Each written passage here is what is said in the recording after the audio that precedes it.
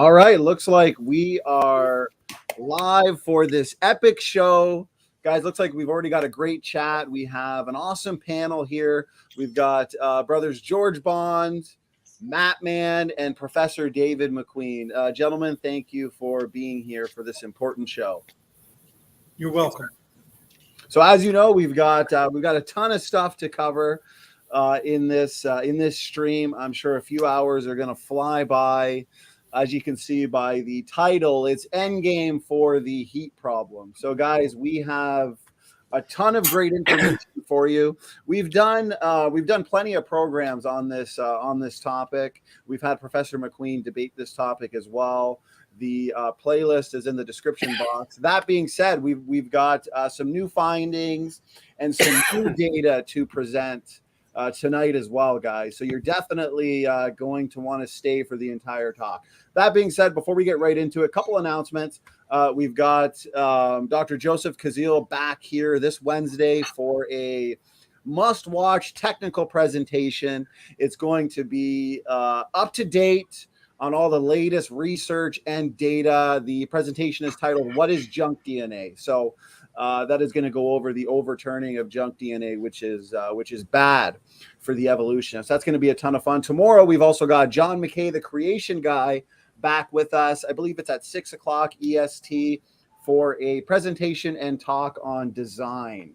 We've also got Professor David McQueen back with us next Monday for flood geology of the Grand Canyon. So that is going to be a ton of fun as well. Also, you guys probably saw the community post, the new Human Evolution Handbook. The cover's done. That should be probably about a month, and that book will be released. We're just kind of finishing it up. So lots to look forward to. And that being said, we are going to get right into it. The format for the night actually is going to be, we're going to be starting off with myself. I have about a 20-minute presentation showing why the Bible undeniably demonstrates and teaches a worldwide flood. That's going to set the foundation for the night. Then, of course, we are going to deal with the heat problem.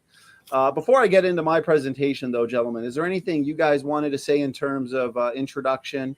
Professor McQueen, George, Matt? Yeah, I'd like to say something. Go ahead, brother. Yeah, take your time. And I always say this at the beginning. May the Spirit of God open your eyes to the light, your ears to the truth, and your heart to his Son, the Lord Jesus Christ. Remember what John said in 3:12. He says, "If I have told you of earthly things, and ye believe not, how shall ye believe if I tell you of heavenly things?" Now remember, a couple of things here. What we're going to present, I know I've got some mathematics. These are hypotheses. There are assumptions built into them. But please remember, the opposite side has also got hypotheses. Okay? Yes. So keep that in mind. Thanks, Donnie. And I will kick off mine in Hebrews chapter 1. I would encourage our class to go back and read that because it clearly presents the Lord Jesus as the creator. It talks about angels, it talks about us. But let's keep our focus on the fact that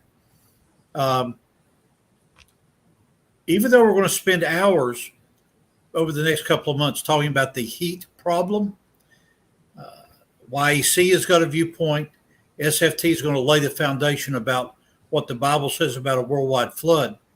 But remember that to our opponents, it's not so much a heat problem as a model problem or a problem of who is the Lord Jesus? Is he the creator? Is he the one that directed the activities of the flood? Ponder that as Standing for Truth goes through his intro. I appreciate the opening words, brothers David and George. Matt, I'm liking the shirt. It looks familiar, brother. Must have been a sale. Yeah. Must have been buy two for the price of one. So we thought we couldn't pass up on that. If you guys go ahead, brother. Go ahead. YEC, by Christmas, George and I are going to make our own shirt, the George and Dave show, but we'll save that. All right, good. That'll be awesome. Anyone in the audience likes the shirts and clothing and SFT gear coming onto Team SFT, check creationistclothing.com. So that being said, gentlemen, I'm going to get right into it. I do have some slides as well to present in laying down the foundation for tonight. But I want to start off with a straw man argument that I see being put forth by many old earth creationists. Okay, so it's this straw man argument pertaining to an appearance of age, saying that we put forth a God that is deceitful. Okay, now the thing is, God is not deceitful, of course. God did not create an earth and a universe that look old. And what I mean by this is when people say the earth and the universe look old, they are demonstrating what it means to be indoctrinated.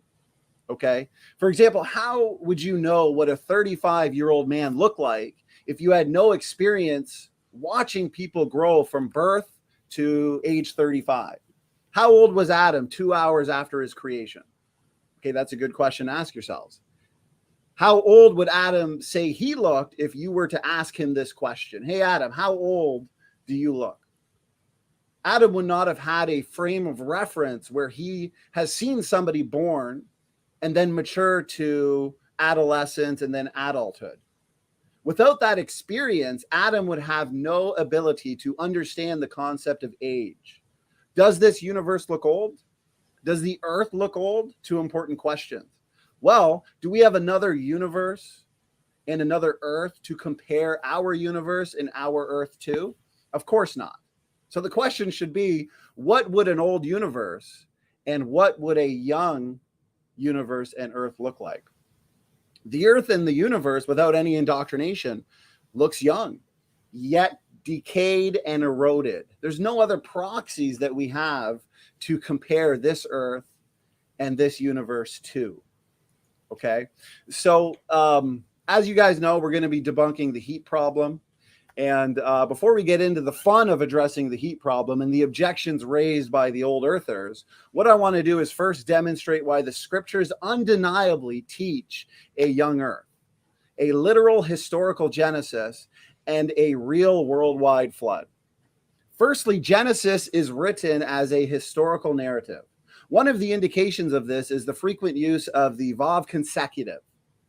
When we read, and this happened, and that happened, and this happened. Okay, you can go read Genesis yourself to see what I'm talking about. Genesis 1 after verse 2 is a vav consecutive, and followed by a verb, okay, in the Hebrew word order, that indicates a sequence of events. And this is what we see after Genesis verse 2. Therefore, this has to be read as a historical narrative. This isn't symbolic or poetry, as many have put forth. This is talking about real historical events. There's no way around this. These events really took place, and these symbolic interpretations do not work. Now, of course, the genealogists, the genealogies take us right back to Adam. And from Adam to Jesus. Adam is the first Adam, and Jesus is the last Adam. This is all real history we are looking at in Genesis. The genealogies take us back just roughly 6,000 years ago, and Jesus Christ himself said, from the beginning of creation, he made them male and female. It doesn't say from the beginning of the creation of man, no, the beginning of creation. And if the genealogies take us back to Adam, who is then created at the beginning of creation, all you have to work with is roughly 6,000 years. There's no other way around it. I'm sorry. The apostles and Jesus himself took the Genesis account as a literal historical narrative. Okay, so let's go to the account in Genesis of the flood. Is it a global flood that we're dealing with or a local flood? Well, the Bible clearly says, and you can read it for yourself, that all the high hills under the whole heaven were covered. Okay.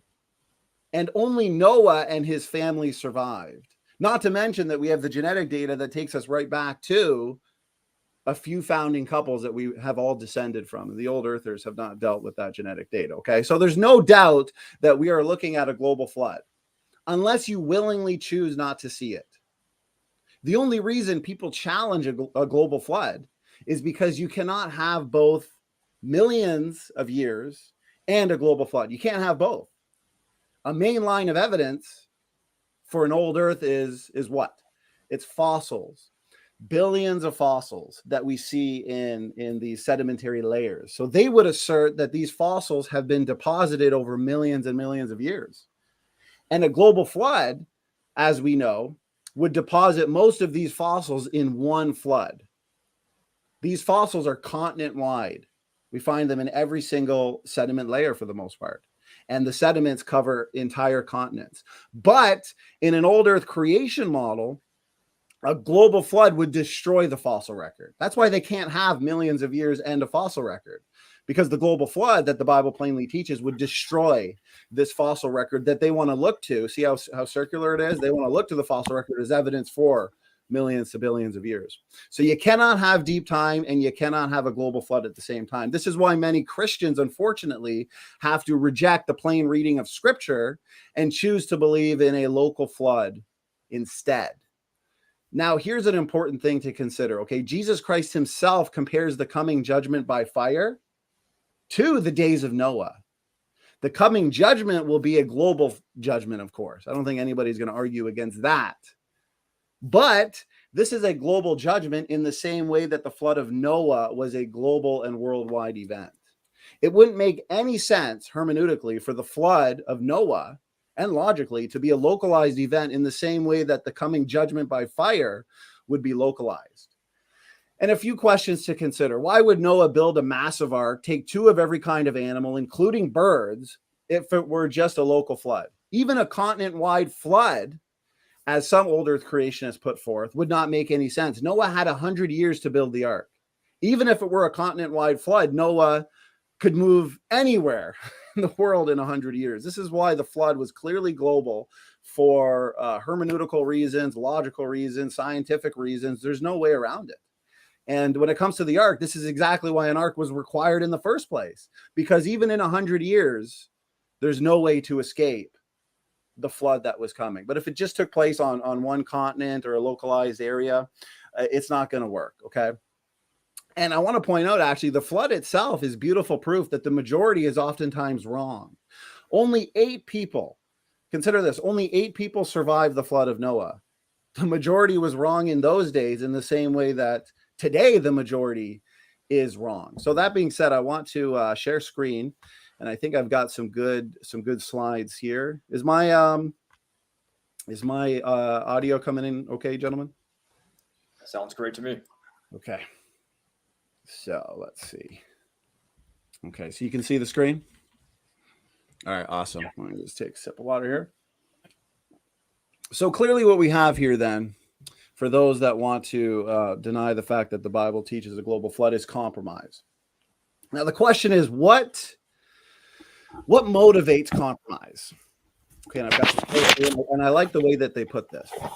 First thing I would ask this translator is, and I suggest reading this whole article, why do you want to avoid treating Genesis as history? That's the question for these Christians that want to reject Genesis as literal history, or even those that admit, okay, due to the Vav consecutive, due to the Hebrew grammatical language, it's obviously literal history, but what we're looking at is billions of years, or we're looking at a local flood.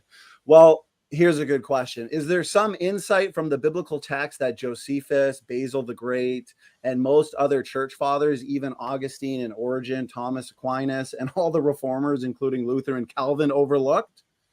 Because remember, all of these models, progressive creationism, gap theory, day-age theory, theistic evolution, of course, these are all new inventions.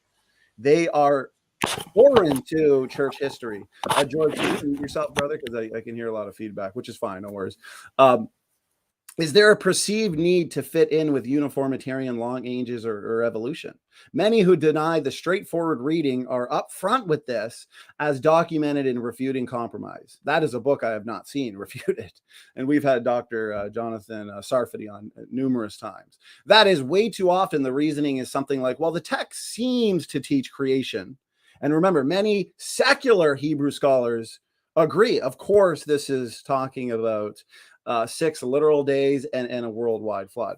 Okay, while the text seems to teach creation in 6 ordinary days a few thousand years ago, this contradicts modern science such as radiometric dating. So they're going with the science first. They're starting with the science and putting that into the Bible where it doesn't belong. That's a classic case of what's called eisegesis as compared to exegesis. Okay, they're reading their ideas about science into the text where it doesn't belong. Let's go to Peter's perspective. 2 Peter 3, where we see, as earlier I was talking about, the comparison of the coming judgment by fire, which is global, worldwide, obviously. It's not just judgment by fire in America, Australia, or Canada. No, it's worldwide. You can't escape this judgment by fire in the same way you could not escape the worldwide flood of Noah. Okay, so I want to read this. I think this is great.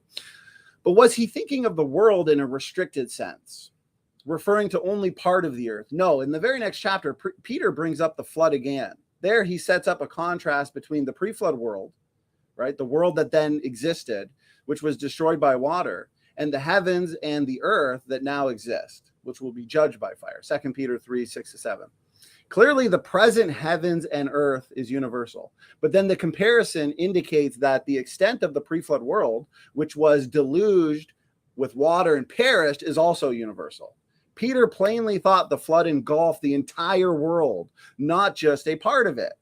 Okay, sadly, however, and they point to Longman and Walton, never even mention this passage, let alone a response. Okay, so here's another couple contextual reasons why when we see the word all over and over and over again in the Genesis account of the flood, we see that it's clearly talking about all in a universal sense, in a worldwide sense, okay? So there has been much written over the years about why Noah's flood had to be global. Following are some of the arguments. If the flood was local, then why did Noah spend over 100 years building an ark when all he had to do was move, as I talked about earlier, to a part of the globe where the flood waters would not reach? Why build an ark over 400 feet long if it was only a local flood? These are questions I'd like to see actual answers to, not rescue devices. Is it not hard to imagine a local flood that lasted over a year? If the flood was local, then did God break his promise not to flood the world again? Hasn't the Mesopotamian valley even flooded many times since Noah? The promise of God wouldn't make any sense in a local flood. Okay, the fact is as well that we all come from Noah, and the science has confirmed this.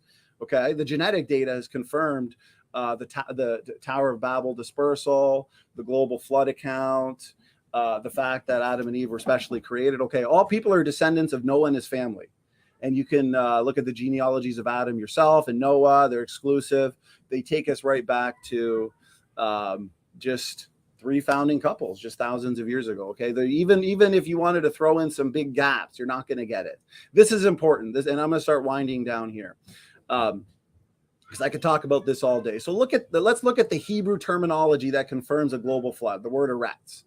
Okay, the earth, Hebrew word eretz, is used 46 times in the flood account in Genesis 6-9, as well as in Genesis 1. The explicit link to the big picture of creation, especially in Genesis 6, verses 6-7, clearly implies a universal flood. Furthermore, the judgment of God is pronounced not just on all flesh, okay, pay attention to this, not just on all flesh, but on the earth. And God said to Noah, the end of all flesh has come before me, for the earth is filled with violence through them. And behold, I will destroy them with the earth. Okay, here's the fatal blow to the local flood theory. Okay, under the whole heaven. Is this just a certain part of the? Here's what I find funny. If God wanted to tell us that this was a localized flood, he did it the worst way possible. Okay, all the language that we find is universal worldwide. There's nothing that we find here about localized. That's why the local flood proponents are always on the defense. We can sit here and quote scripture all day, but then they're on the defense about the scripture the entire time. So under the whole heaven is used 6 times outside of the flood. Let's do a word study. Outside of the flood account in the Old Testament, always with a universal meaning. Okay, you can look at these references, Deuteronomy, Job. Daniel. For example, whatever is under the whole heaven is mine, saith the Lord. So according to the local flood proponents, only a localized part under the whole heaven is his. No, of course, this truly means that whatever is under the whole heaven is mine. There's no logical or hermeneutical justification to put a localized flood in Genesis 7 where it does not belong. Under the whole heaven literally means under the whole heaven, especially when you approach it from just scripture using sound hermeneutics, okay? Fountains of the great deep, all the fountains of the great deep. The fountains of the great deep are mentioned only in the flood account and Proverbs 8:28. The deep, okay, Hebrew word tahom, relates back to creation, Genesis 1:2, where it refers to the one ocean covering the whole world before the land was formed. And it was not just the fountains of the great deep, but all the fountains of the great deep which broke open. Okay. And we have evidence for this in science when it comes to the cracking up of the earth like an eggshell. And we still see evidence of this. Okay. So this is the last slide I want to go to because I think this is important. So a big objection that I think for the most part we dealt with, but let's leave no stone unturned. So what they'll say is all does not really mean all. Okay, some have argued, and this is what we always see, some have argued that since all does not always mean each and every, right, because we have examples throughout this in Scripture, Mark 1 verses 5, for example. The use of all in the flood account does not necessarily mean the flood was universal, is what these old earth creationists will say. That is, they claim that the use of all allows for a local flood. Well, is this true? Let's see. However, the meaning of a word is decided by the context, right? The context is key, of course. From the context of all in Luke 2 verse 1, for example, we can see that all the world meant all the Roman Empire. So it is the context that tells us that all here does not mean every bit of the whole land surface of the globe. Similarly, to determine the meaning of all in Genesis 6-9, we must consider the context. So let's go consider the context of Genesis 6-9, okay? Not just transfer the inferred meaning from somewhere else. The word all, Hebrew word kol, is used 72 times in the 85 verses of Genesis 6-9. 21% of all the times it is used in all 50 chapters of Genesis. In Genesis 7, verse 19, we read that all, the high mountains under all the heavens were covered. Note, this is important, guys. Note the double use of all. So we have a double use of all to dictate the context. In Hebrew, this gives emphasis so as to eliminate any possibility of ambiguity. This could be accurately translated as all the high mountains under the entire heavens. Guys, there's no other way around this. We're dealing with a worldwide flood, clearly, whether you look at the English or the Hebrew and the context, of course, okay?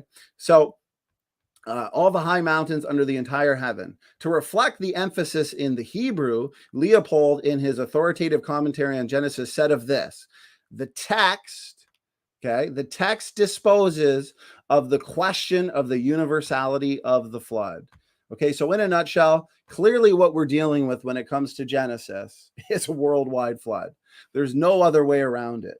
Does the science confirm this? Yes. We spent hours and hours and hours. We've got a playlist with Professor McQueen with over 20 to 25 videos showing all the evidence that confirms the account in Genesis of a worldwide flood. We don't have to just throw in a local flood where it does not belong. Now we know there is a problem that exists called the heat problem.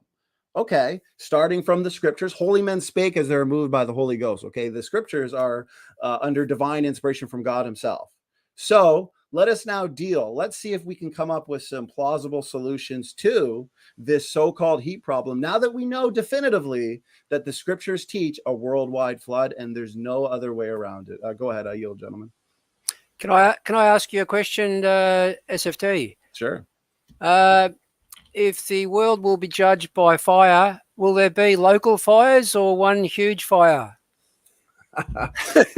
Well, it says lake of fire. You see where I'm going? Right. Yeah. All right. Yeah. No, and that's so important that even old earth creationists that I feel like have been in the game for a long time, when I ask that simple question, why should we hermeneutically, when we look at 2 Peter 3 and interpret scripture with scripture, and we see that the scoffers in the last days are going to deny three things: the special creation, Also, the global flood, right? The world that then was being overflowed with water perished, and the coming judgment by fire. So the special creation event was obviously universal wide. No one's going to say that God only created part of the universe. He created it all. And the third thing that they're going to deny is the coming judgment by fire. That's universal as well. But for no reason at all, we're just going to throw in the middle. The second event that the scoffers deny is something local. That doesn't fit logically, hermeneutically, scientifically. No, it makes the most sense that all three events are worldwide and universal. So I have a comment as well. This is in the Bible as well. It talks about the waters of this flood. Let's say it was local. How can a local flood cover the highest mountains by 15 cubits? For those of you that don't know what a cubit is, it's about 22.5 feet. So if a flood is literally coming out of a mountain from, like, let's say a spring, or matter of fact, let's say all of humanity lived inside of a volcano, and the volcano itself had a fountain in it, and it broke open, and it filled up to the top to kill all humanity that was inside of it. You still wouldn't get 22 feet of water hanging over the entire sides of the volcano. I mean, that's an experiment you could run in a small scale, right? That doesn't make any sense either. So how would a local flood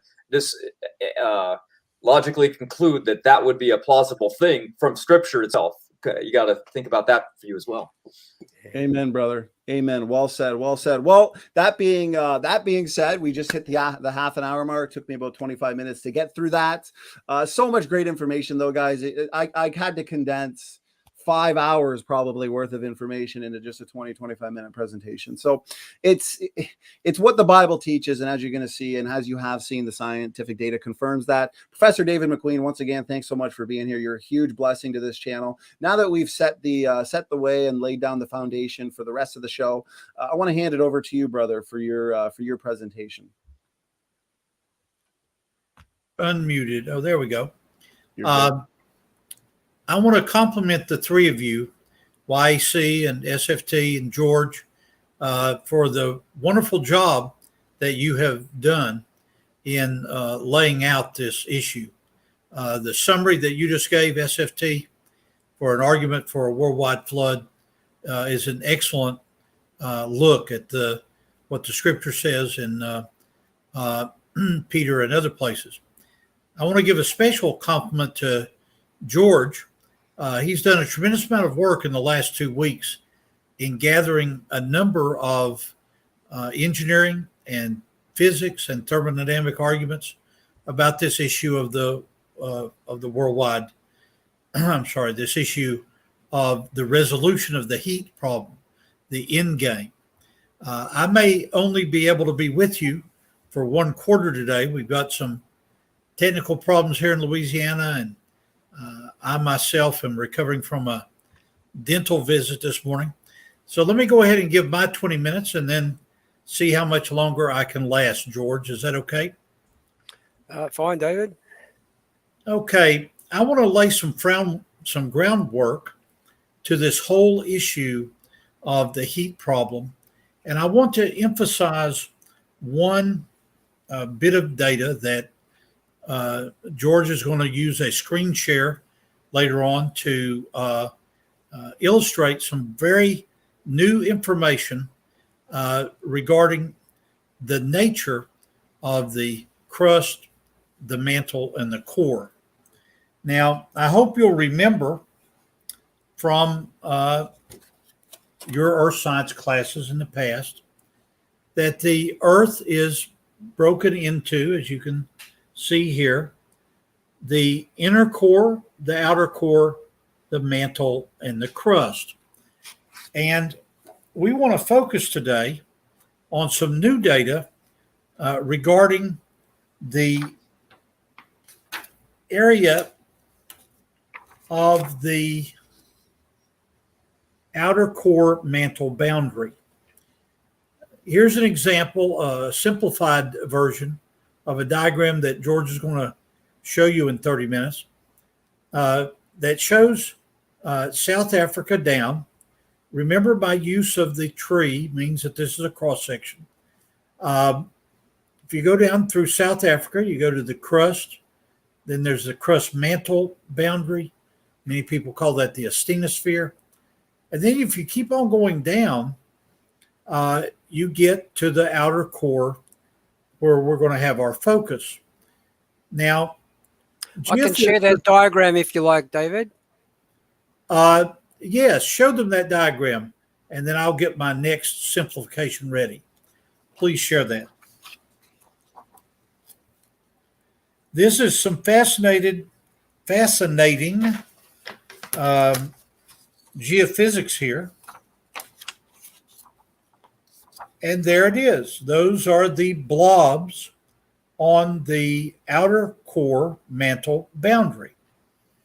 And George will continue with this more.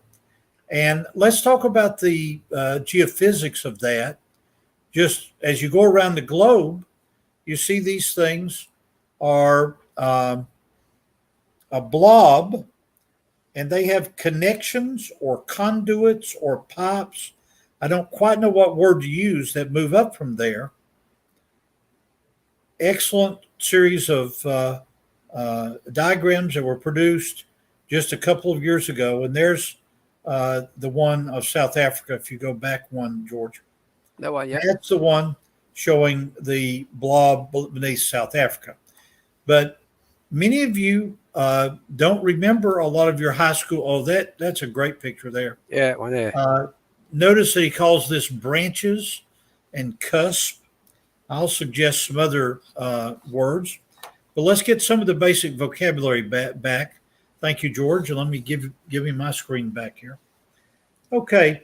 Many of you have gone to the doctor to get what some called years ago a CAT scan. It's now simply called a CT scan of our body. Now, keep in mind that when I was in my 20s and 30s, this was not possible. This idea of computer tomography. This is only possible because of an increase in computing data.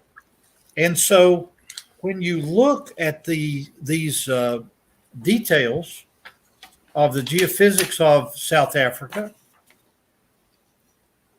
and you see this blob down there, this is discovered by manipulation of seismic waves that are produced during earthquakes. When an earthquake strikes, different kinds of waves called P waves and S waves move through the earth.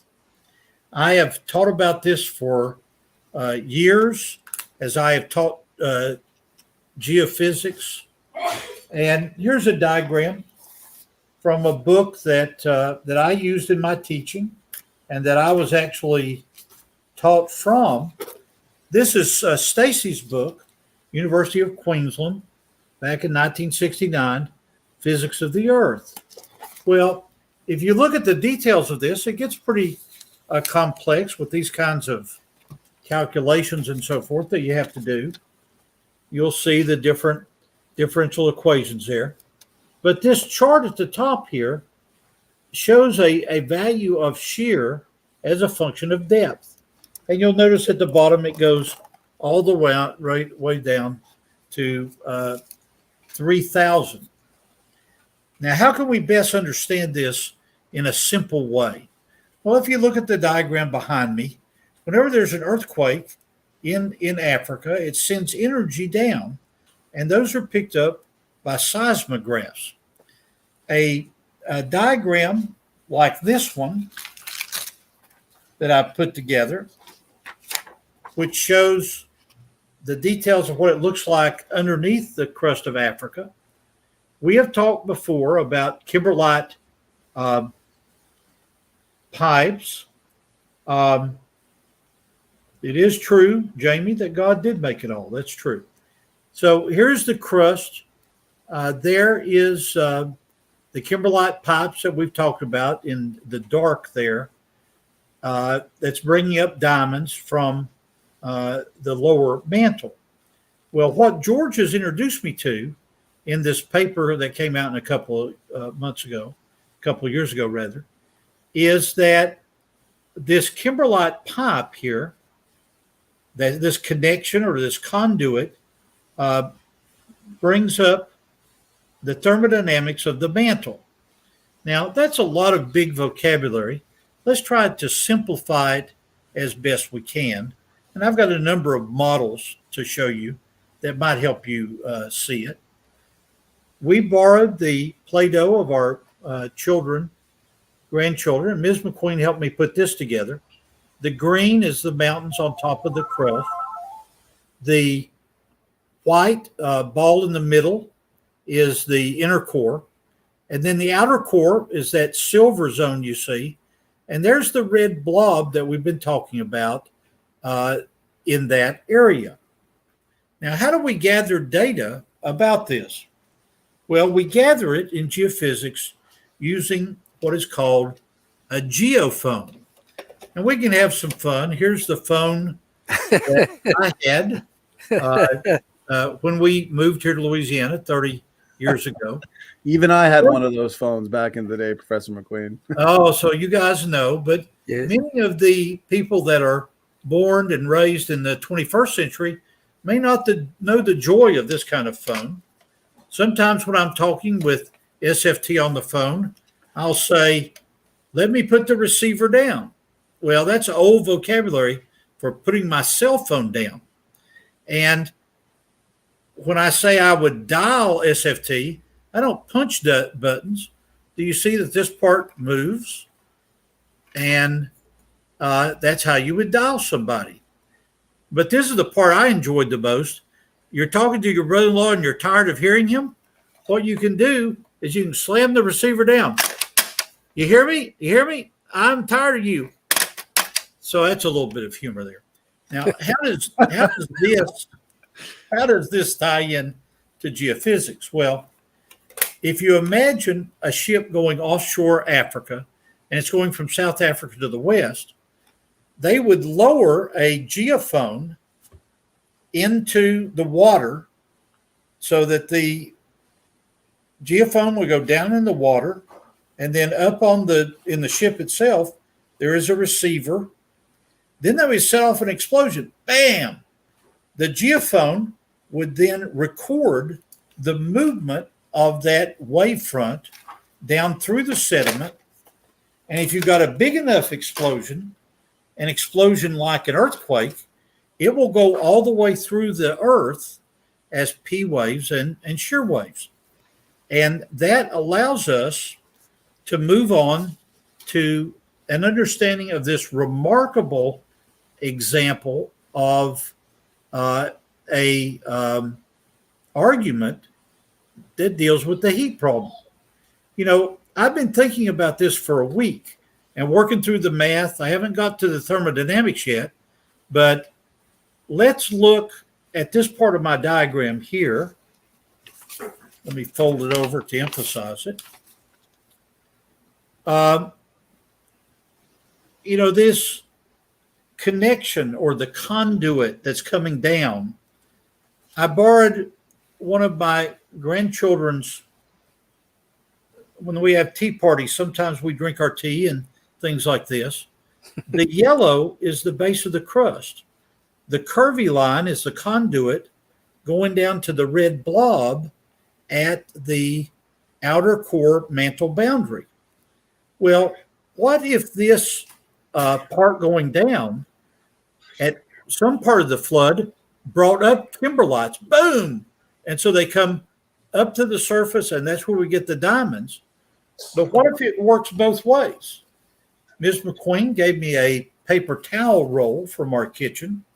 Let's imagine this is a conduit, but let's imagine that it can go two ways. What if this part here is up at the base of the ocean as rapid continental separation is going on and continental drift?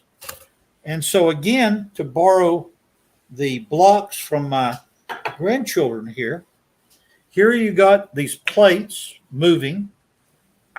During the first part of the flood, they break, and begin to subduct and move underneath each other. What if at the bottom of this one, you have got one of these conduits that have been discovered recently? Could the thermodynamics work both ways? Could this actually take heat down so that, to use my model here, you've got heat being taken down from this subducting area here down to this blob? Wouldn't that be a wonderful resolution to the heat problem, where you have a situation, the way that teenagers talk nowadays? I wouldn't use this vocabulary, but teenagers might say, well, Professor McQueen, those blobs suck. Well, what if they really do suck thermodynamically, and they take the heat down instead of up? George is going to introduce us here in a few minutes to the number of watts. You know what a watt is, like a light bulb, 100 watt, 60 watt. Well, George is going to take it one step further to the physics of a joule.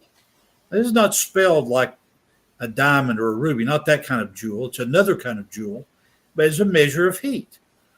What if those tremendous numbers of joules and watts that our opponents have argued now for a year produce an unbreakable, unbeatable heat problem? It's not unbreakable. It's not unbeatable. It doesn't mean that the water of Noah's flood, with all the dinosaurs and humans that are dying in the flood, it doesn't mean that that heat, like they say, is going to vaporize Noah's ocean so that the ark ends up coming to rest on a dry, shallow seafloor thousands of feet down, and everybody dies on the ark. No, it's not necessary at all. I think that the physics and the thermodynamics of this whole idea of the blob and conduits going up from it, what if the thermodynamics shows an unexpected thing? What if this is a heat sink, taking that heat down the hole that Alice and the rabbit go through in Alice in Wonderland, and then when they get to the bottom, the blob itself underneath South Africa actually absorbs that heat. So I want to pause there. What do the three of you think of that idea? That's a good hypothesis.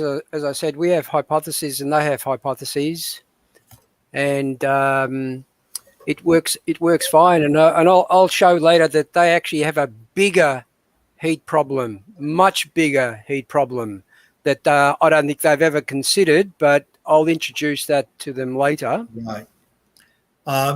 What I'd like to do is invite YEC and also George to ask me a question based on this, and then I will step to one side and allow my other colleagues here to comment about this. But first, gentlemen, what does this presentation bring to your mind?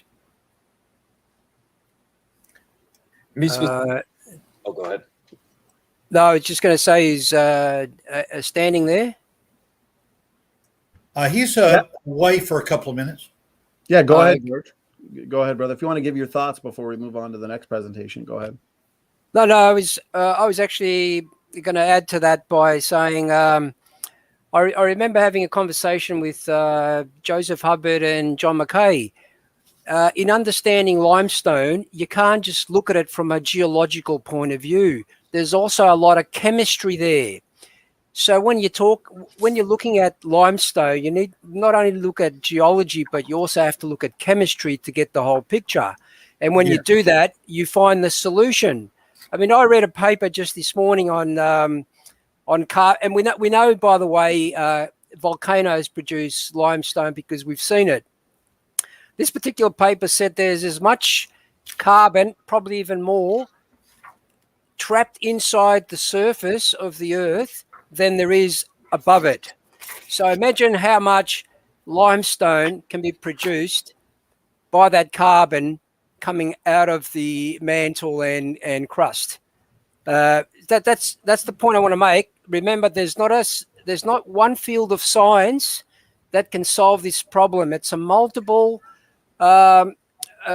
scientific proposal. You need to marry a number of things to actually solve it. So hopefully, hopefully I'll add some climatology or meteorology to the subject, so we can understand a little bit more about it. So can I take over, David? Those of you that have followed George and I over the last 4 months will recognize this temperature, pH, EH, mole, partial pressure of oxygen, partial pressure of CO2. This is exactly the chemistry that George is talking about. That George, take over. I'm going to step to one side. Okay. I do have one question that came in based on what you said from the audience. Now I know we got a ton of information. Do you want me to present it to you, Professor McQueen, or should Yes, please. I don't want to take from George's time, but go ahead. So here would be an argument from a critic to that, and I guess what would be your thoughts based on this hypothesis? To somebody who says there's too much heat for even that to work, the core would have to become hotter than the surface of the sun. What would be some thoughts on that? Yeah. Andrew, thank you for that question, and it's a legitimate post. My friend George has only presented this data, this paper, this 3-year-old paper, to me a week ago. So I actually haven't had the time to work through the thermodynamics of it.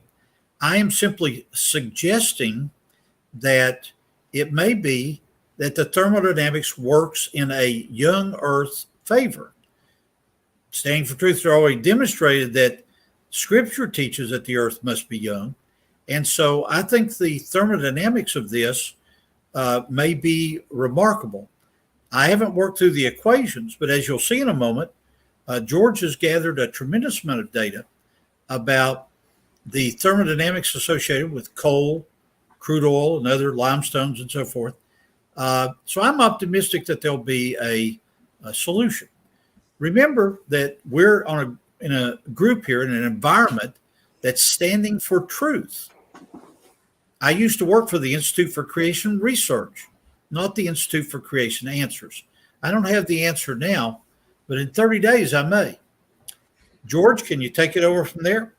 Amen. Well said. Well said. And I think that's the perfect way to now transition into George's presentation, which I think is going to significantly back up your presentation. So what I like about this so far is we're about to hit the hour mark. We've set the foundation for the first 25, 30 minutes, demonstrating that the scriptures indeed do teach a worldwide flood. The old earth creationists are just going to have to accept that, or really just continue putting forth, in my opinion, and the opinion of others, just really weak, compromising type argument. So now we're going to...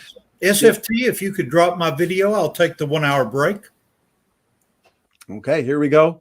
Brother George, we're going to give you the floor now.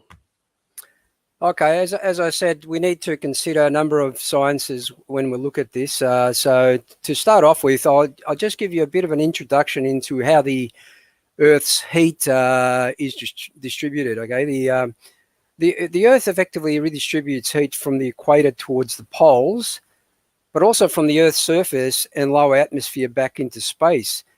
If this doesn't happen, the Earth would endlessly heat up.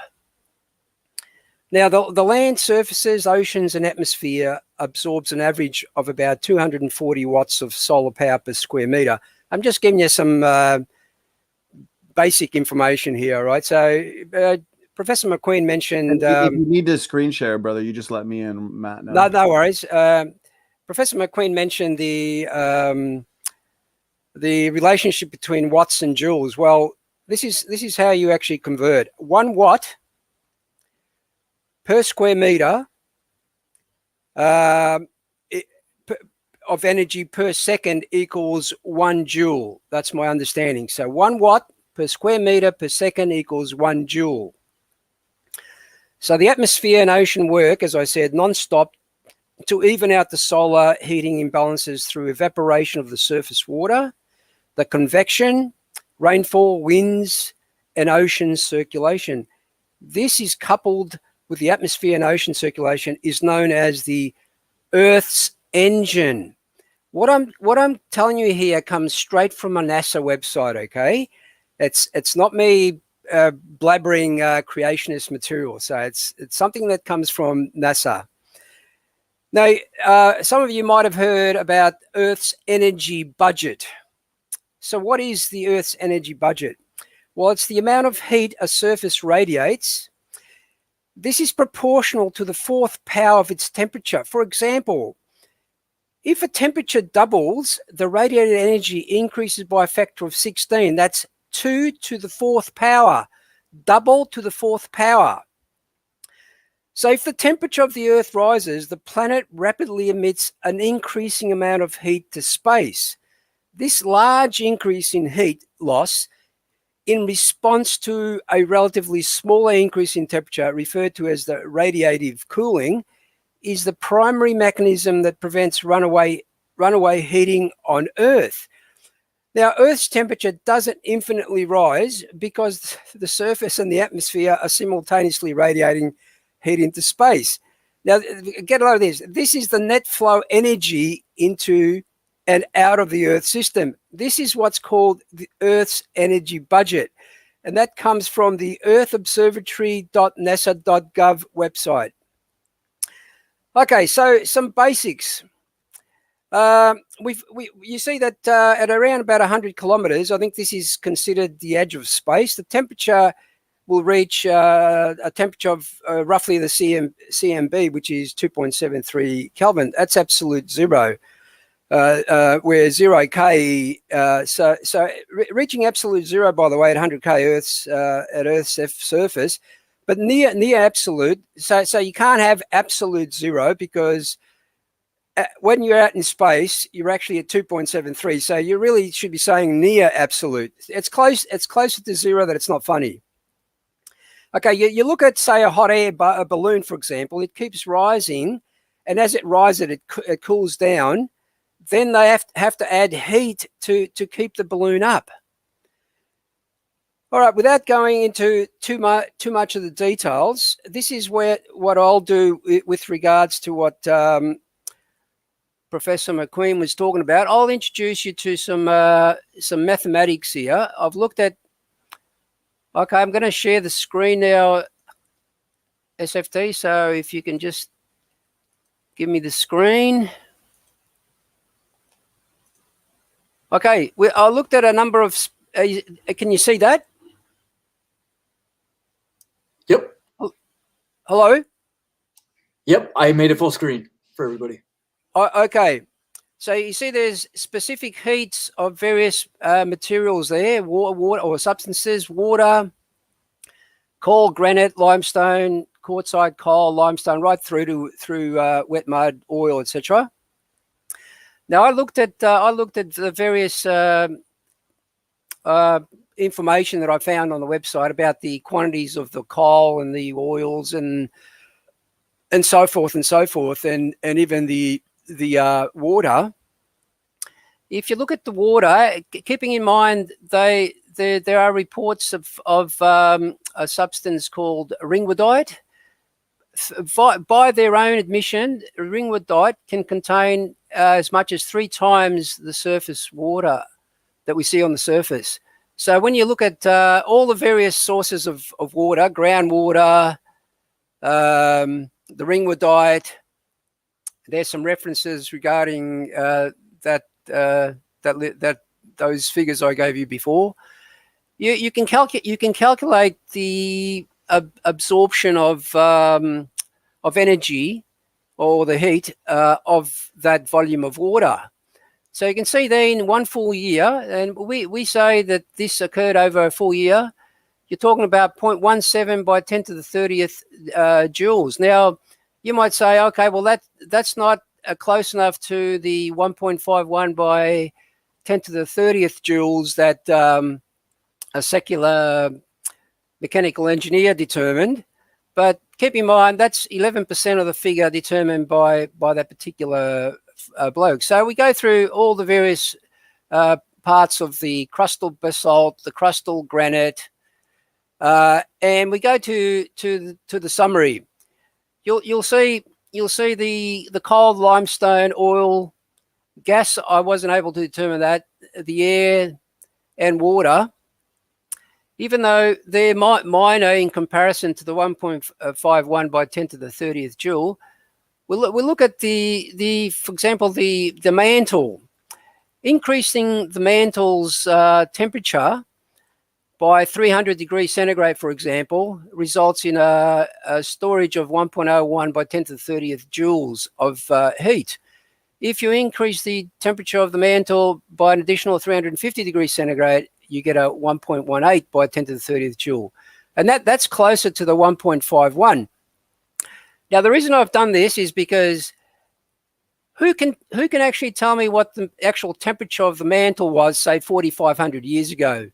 You can't. So I'm hypothesizing here that the mantle was 350 degrees cooler back then, and it rose by an extra 350 degrees centigrade. So when you look at the total stored heat in the mantle for the 350 degrees centigrade, you find we get 1.49 by 10 to the 30th joule versus the 1.51 by 10 to the 30th joules that was determined by the secular source. And if you increase it by 400, you actually I think I've done the I think that one's wrong, actually, that one there. But 400 degrees centigrade gives you a closer estimate to the 1.51. So as I've said there, so we can see that a mere 400 degree centigrade increase in the mantle temperature can absorb all the accelerated radioactive heat. Now, keep in mind, you have to look at the entire mantle here, because there's a volume. You can find this information. I think I've got it somewhere. I got it from one of the there you go, the Science Direct website. The volume of basalt in the crust is estimated at blah blah. Where's the mantle? The Earth's mantle is a layer of silicate rock between the crust and other outer core. It has a mass of 4.01 by 10 to the 24th kilogram, and thus makes up 67% of the mass of the Earth. And that comes from a Wikipedia source. Now that's one hypothesis, right? Now let's go look at the other method of the blobs, which Professor McQueen spoke about. These blobs, you can see there that particular article came out in 2019. It clearly states these mysterious hunks of rock are called large low shear velocity provinces, or I think you've seen in one of the diagram it had LLSVP, right? Now there are two blobs. Professor McQueen only showed you one, but there are two blobs, one below the Pacific Ocean and the other beneath Africa, which is what Professor McQueen was talking about. And these come from, according to secular people, from reliable sources. Okay, so I've got a number of links there which effectively say the same thing. So what I did was, based on this particular report where it said these blobs are so big that they would drown the planet's surface in a lava ocean over 60 miles deep. That's around, say, rounded off to 100 kilometers.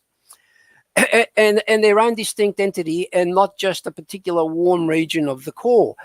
The problem here is I couldn't find anywhere in their reports what the temperature of these blobs were in relation to the remaining, to the rest of the core, the surrounding core. What they state is it's hotter than the surrounding core. This leads sort of an obvious question is, if these blobs have been around for 4.5 billion years, guys, 4.5 billion years, why haven't they reached equilibrium with the surrounding temperature of the mantle? Okay, So using that particular information, I was able to calculate the literal volume of these blobs. Okay, I think you've seen all that. That diagram, and you can see they're 1.5 to 3.5% denser than the rest of the Earth's mantle. So something's different about these blobs, but there was nothing I could find about their temperature. All right, so here's the heat solution method to the blobs. Calculating the volume, assuming a temperature of 1650 degrees centigrade for these blobs, and I'll tell you why I chose that a little bit later. You can actually find that the heat stored in those blobs at the moment is 14% of the secular value of 1.1 by 10 to the 30th joule. Now, here's the thing, right? This is what I've made. This is the assumption. And I'll be honest, I've made assumptions, but there are assumptions in the secular models as well.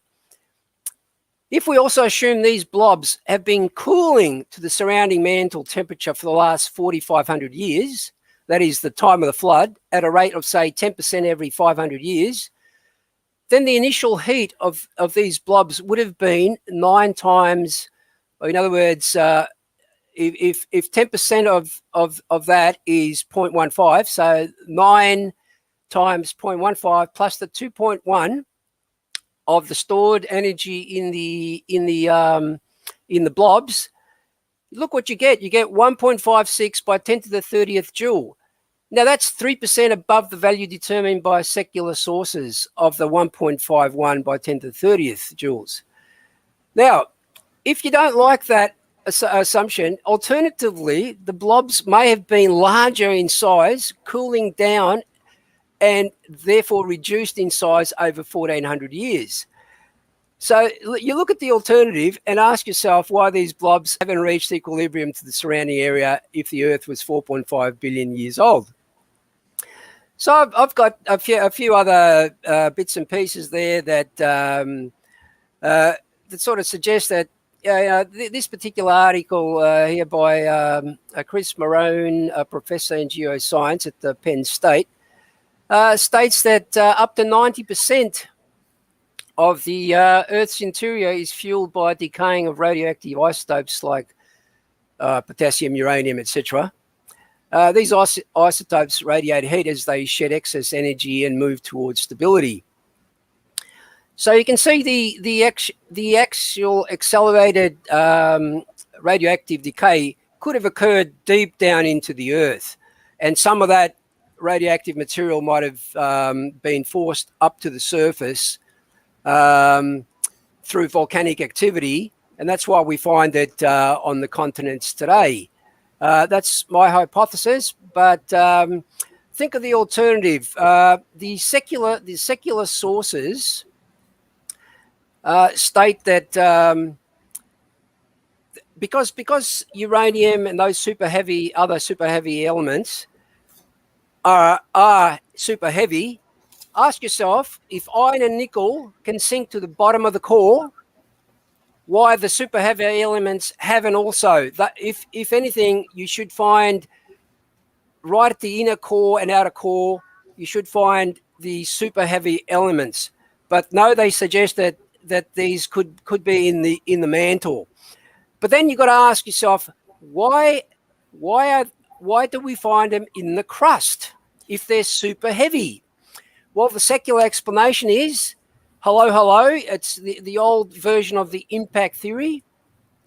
They were delivered on the Earth's surface at a later date. Well, let's look at that.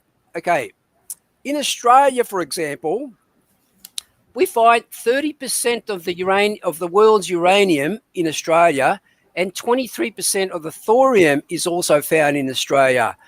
So are you trying to tell me that out of all these impacts that occurred that brought the uranium, it just managed to hit Australia mostly? And what evidence is there to suggest that occurred? There should be some evidence.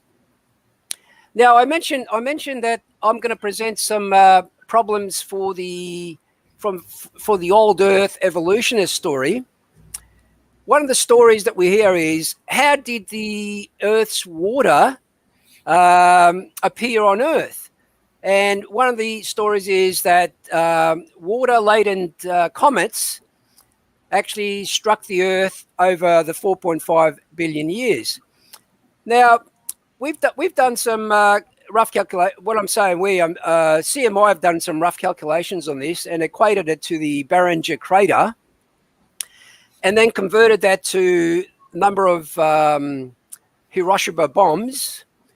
And in that 4.5 billion years, their heat problem is over 340 times greater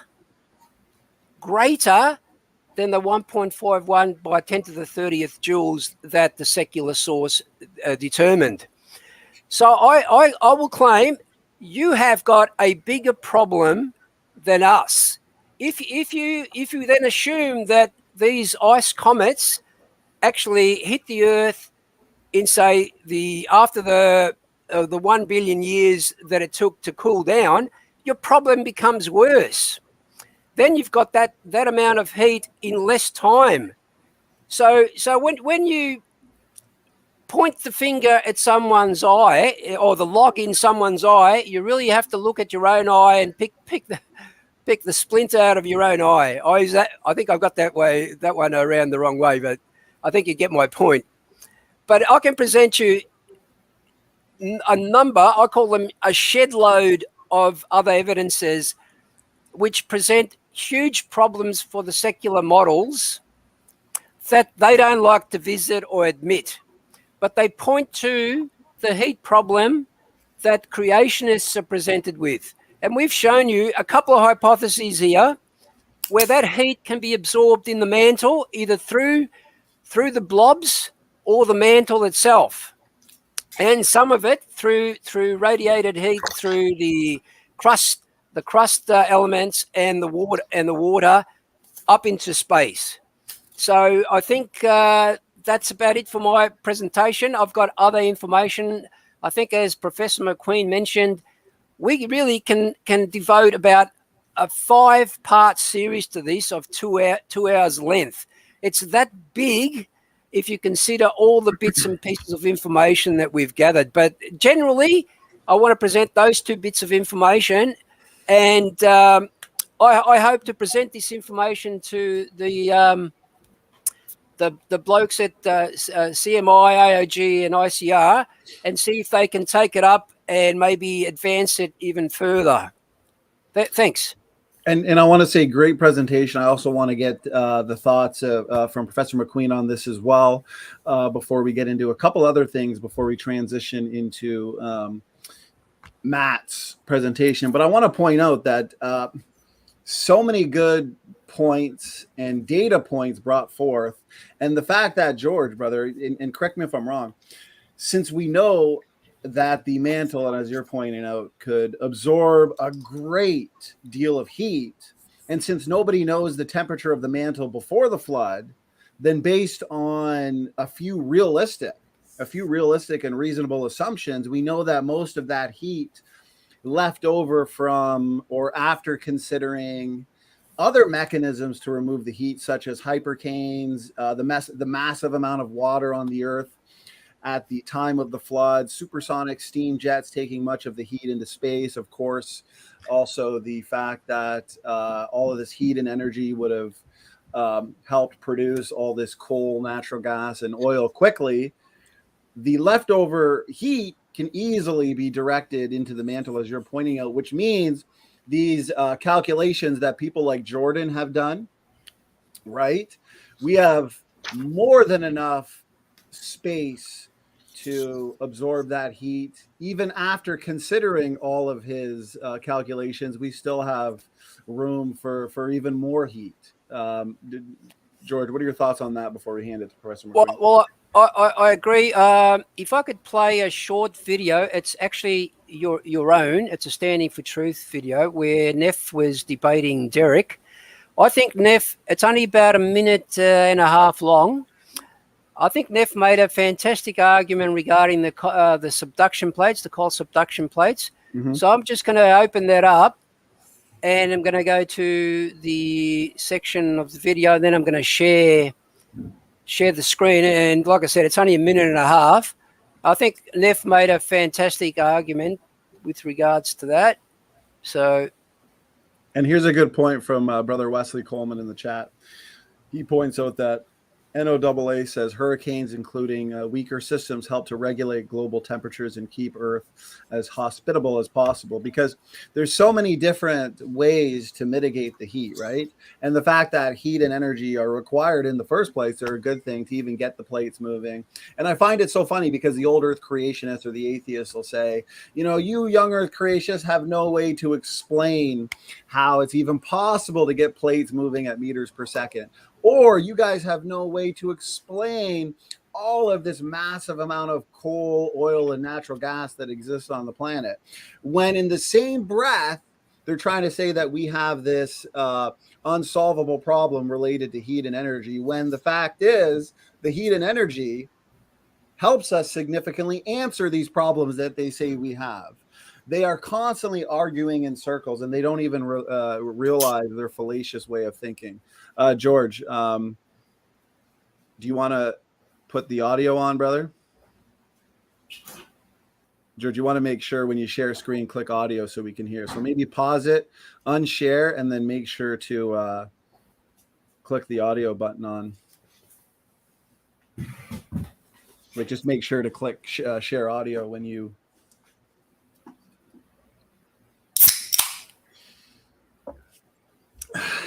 All right, George, we're all good, brother. If you want to share the screen for the audience, and then just make sure to click share audio on the bottom so we can hear the video. Are you there, George? I'll comment while George is getting it ready that the equilibrium argument, the thermodynamic equilibrium argument about the blobs that George spoke of 20 minutes ago, very important. Let me give it back to George now. As George is setting that up, I think he might have actually stepped away for a couple minutes. Professor McQueen, did you want to now take this time to give sorry, I can't find the audio, sharing audio. Well, when you click share screen, George, okay, so you click share screen. At the very bottom left hand, you're going to see it's going to say share audio, and there's going to be a box that you have to click before you actually share the entire screen. You'll see it. It's in the middle box that pops up, brother. All I get is share audio, yeah. And then click the box. Make sure the box is clicked. And then share your screen after you click the box for share audio. I don't get a box. I'm sorry, I don't get a box. Well, I guess we don't get the video then. Do you want to pull it up yourself, standing? I can give you the. So are you saying George that when you click share screen and you see the share audio, there's no there's no little box to click when next? No, there's no little box. No. Are you on an iPad or something? No, I'm on a Windows Explorer, or what's it called now? I think it's called something else. Well, if you want to send me then via email the link and the exact timestamp, then I can play it. And in the meantime, we'll have Professor McQueen give his thoughts. Professor McQueen, take your time. Okay, thank you very much. Once again, George, I compliment you, and this equilibrium argument that you gave about the blobs are very important. It's important to us at Standing for Truth that you understand that the information that George has uncovered in the last 2 weeks is very significant and very new. And we need to encourage those of you that have backgrounds in physics and engineering to work through some of these equations. I want the audience to understand that we can make things as simple as we can using Play-Doh and fancy glasses, with this being the outer core and this being the bottom of the crust, and this being a conduit that goes up.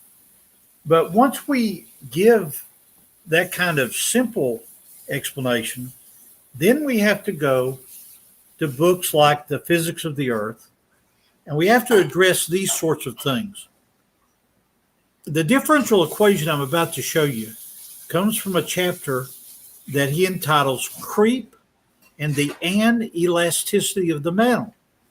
Now, if we were to break that apart into each part, it would itself be a 10-minute presentation about what a creep and so forth means in the context of the engineering or the rock mechanics. So let's emphasize the fact that the differential equation that I'm going to put up in a moment deals with the rate of dissipation of energy. The core of this heat problem that we've talked about is the argument.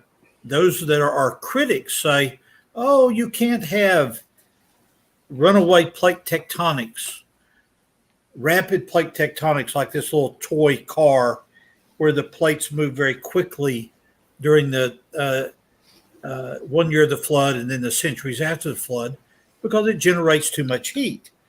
Well, the answer to that deals with this whole concept of what is the rate of the dissipation of that energy. Well, here's the foundation data that has been known since the late 60s about this value Q here. Q is a mathematical value ranging from 0 to 2000 that's used in geophysics. And the depth there, the D stands for depth, in the mantle. Now you'll notice that it starts out quite low here, high in the mantle, but as you go down to the mantle's depth of 3,000 kilometers, it gets very high. Now, why would we get excited over a differential equation that looks like this? Now, many of you have probably had calculus, but here's a differential equation that dE over dt stands for the rate of dissipation of the energy. Now, remember from your calculus, if you talk about the first derivative of distance and time, that's speed. The second derivative is acceleration. So these are not such foreign ideas when you think about sports cars. So that dE over dQ involves the mathematical parameter Q, but also other things that you know, like pi is 3.14. And so E is energy. Then as you move over to the right to this part of the equation, you'll see that you get a number that's minus D mu E squared V divided by 2QR. Now, we're not going to take the time because tonight is not a course in calculus, but there are some of you that can screenshot this equation. And furthermore, you can screenshot this Australian professor's book here. He probably revised it since 1969. He was at University of Queensland, Stacey, and this book was published by John Wiley. And this is treated in great detail around page 215 in the book. What's my point? We are searching for truth. We are searching for answers. I'm optimistic that when we work through this calculus, when we work through the relationship between the elasticity of the mantle and the thermodynamics and put these things in balance, that we may find a very odd result. And that is the result that these connections or conduits or pipes that go from the blob up to the base of the mantle may work thermodynamically two ways. It may take things like kimberlite pipes and magmas and diamonds boom, up to the Earth's surface during the time of the flood. Or it may actually work the other way and be a heat sink. Now, wouldn't that be a great solution to that differential equation? But remember that one of the problems that many of us have brought up about the old Earth view of geology, whether it's metamorphic rocks or whether it's this issue of the blobs. See, I went back, George, and I looked at those papers you referred to, and I too couldn't figure out or couldn't find what the temperature was. Now, did I write this down? Did you say that some speculate that the blob might be 1,600 degrees? Or did I hear you wrong on that?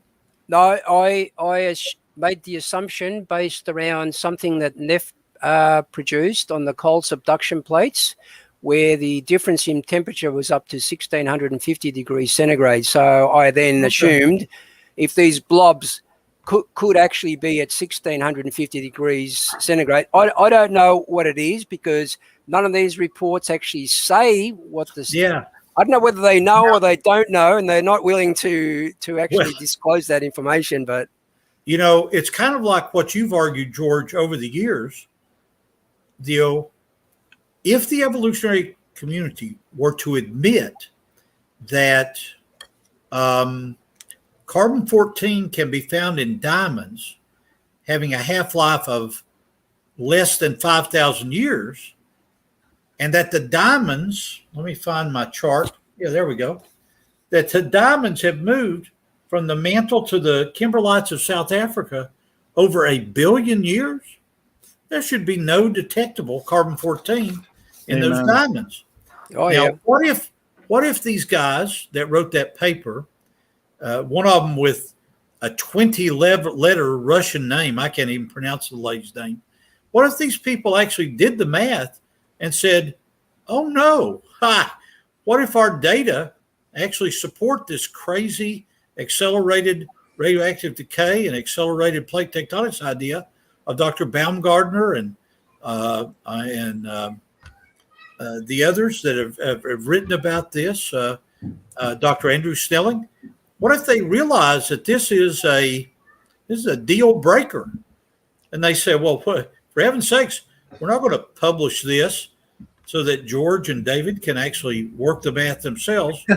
Again, I'm speculating, but do you think, standing for truth, that our opponents in this argument are capable of deception? Absolutely. Absolutely. 100%. Actually, George, before I pull up this video, because Brother McQueen brought up the radiocarbon and the fact that radiocarbon and carbon dating is actually a friend of the young earth creationists, which I find hilarious that the critics and skeptics still bring up radiocarbon as a line of evidence for their position. I was wondering if we could now address real quick before we transition into the video and then Ramat's presentation, Professor McQueen, while we have you here. This was a question from an old earth skeptic who claimed that, or asked, why do fossils have different amounts of C14 dating them anywhere from 10,000 to 40,000 years when they were all buried at the same time in the same environment? And then the skeptic claims that we don't answer anything. You know, it's just, and which I find funny because we've got an entire playlist, Professor McQueen. Well, let me make a brief comment before George and the young earth creation buddy there jump on this guy's back. So you're claiming that we answer nothing and claim everything. Well, let's look at this.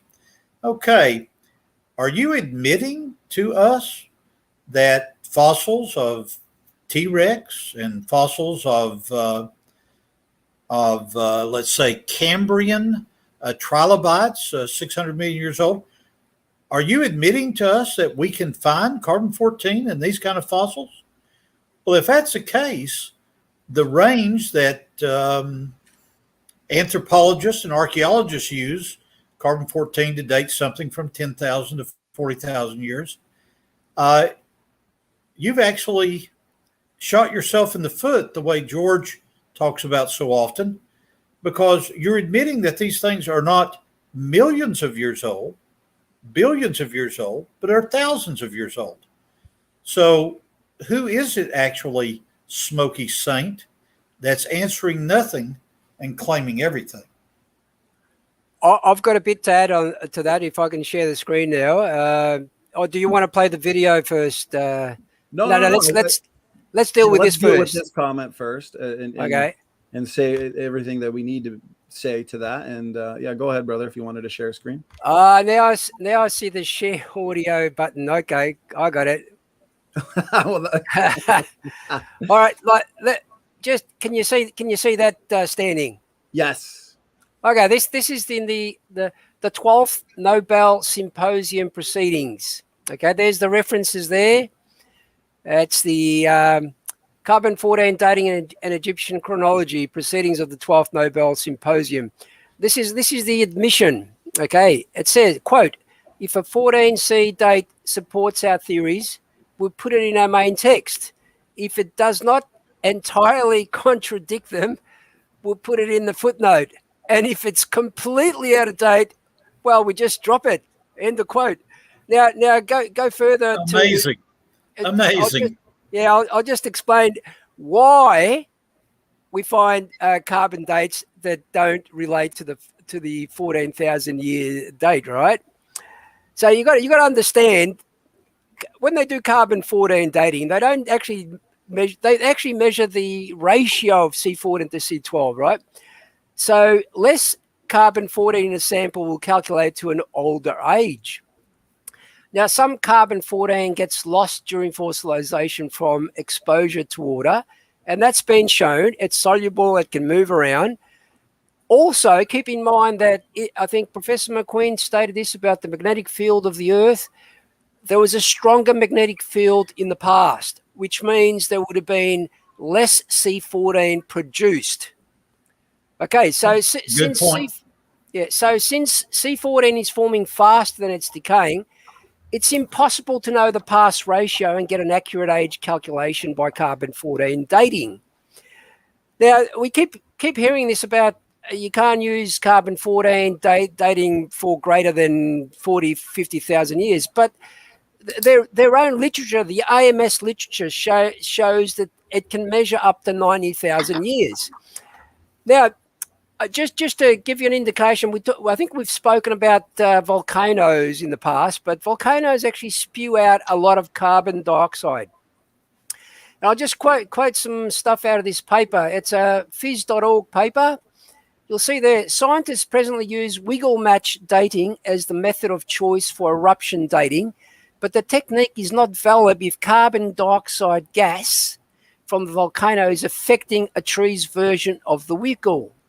Then it says the ratio of carbon-13 to carbon-12, that's the two stable isotopes of carbon in the modern water of, say, Lake Tapu and Wakaku River, tells us that volcanic carbon dioxide is getting into the groundwater from the underlying magma body. So you can see there's contamination involved through the soil, and the trees actually can absorb that carbon dioxide, that additional carbon dioxide from the volcanoes, which will give you an incorrect reading.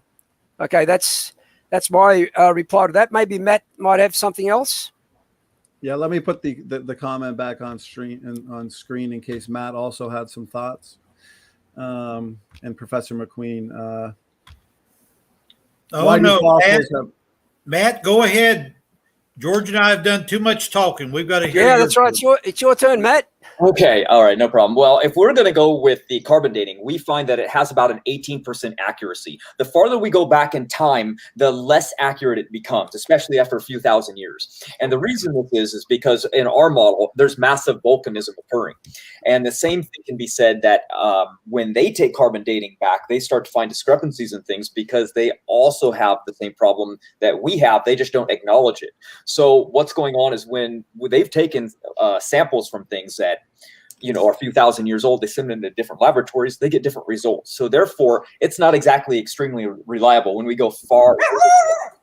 But what happens is if we go back, a few hundred years, it's very reliable. So therefore, they trust that it's reliable going extremely far back, as he says, maybe to 40,000 years.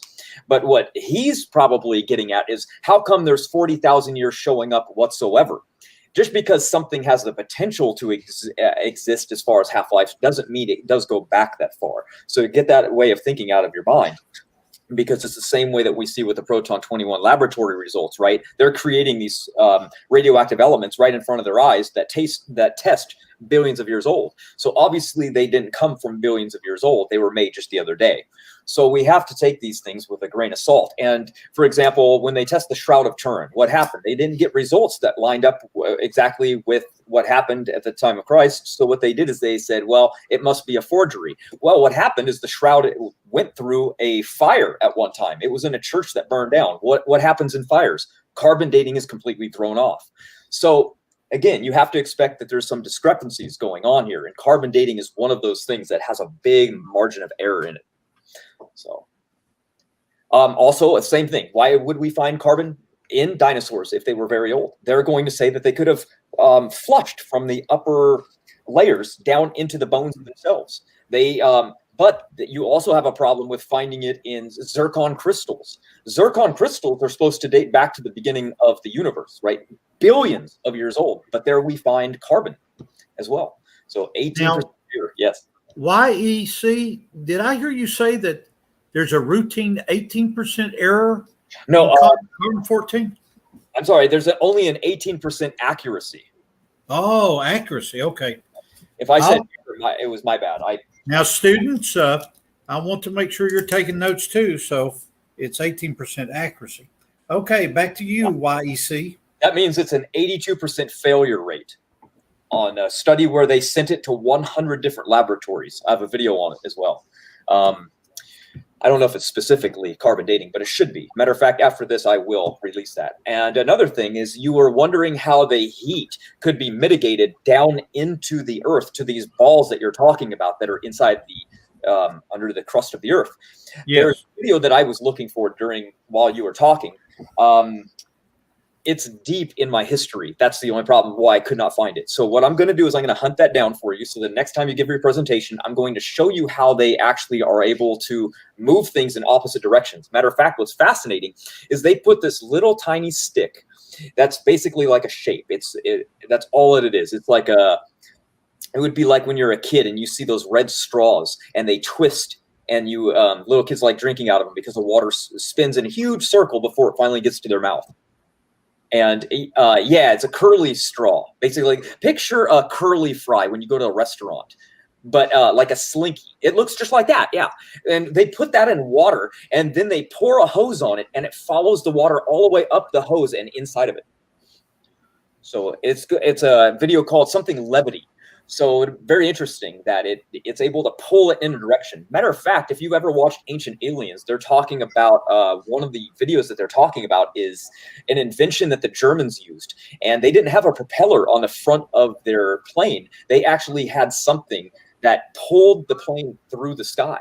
And it used a very weird shape and pattern like that. Incredible invention. But it's just in a history museum now. They don't use it. But anyway, I digress. That was not part of the question.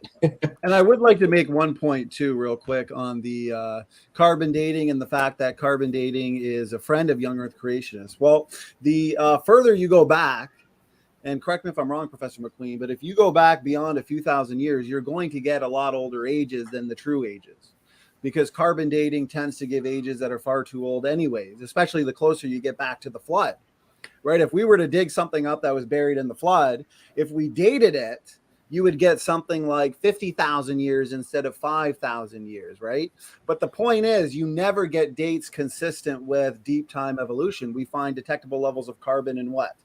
Dinosaur bones. We find it in diamonds. We find it in coal. We find it in samples that the evolutionists say are millions to billions of years old. And another thing, I'm sorry. Go ahead, Professor. Yeah, I was just going to comment that what George has spent so much time working on, this whole issue of carbon-14 in diamonds.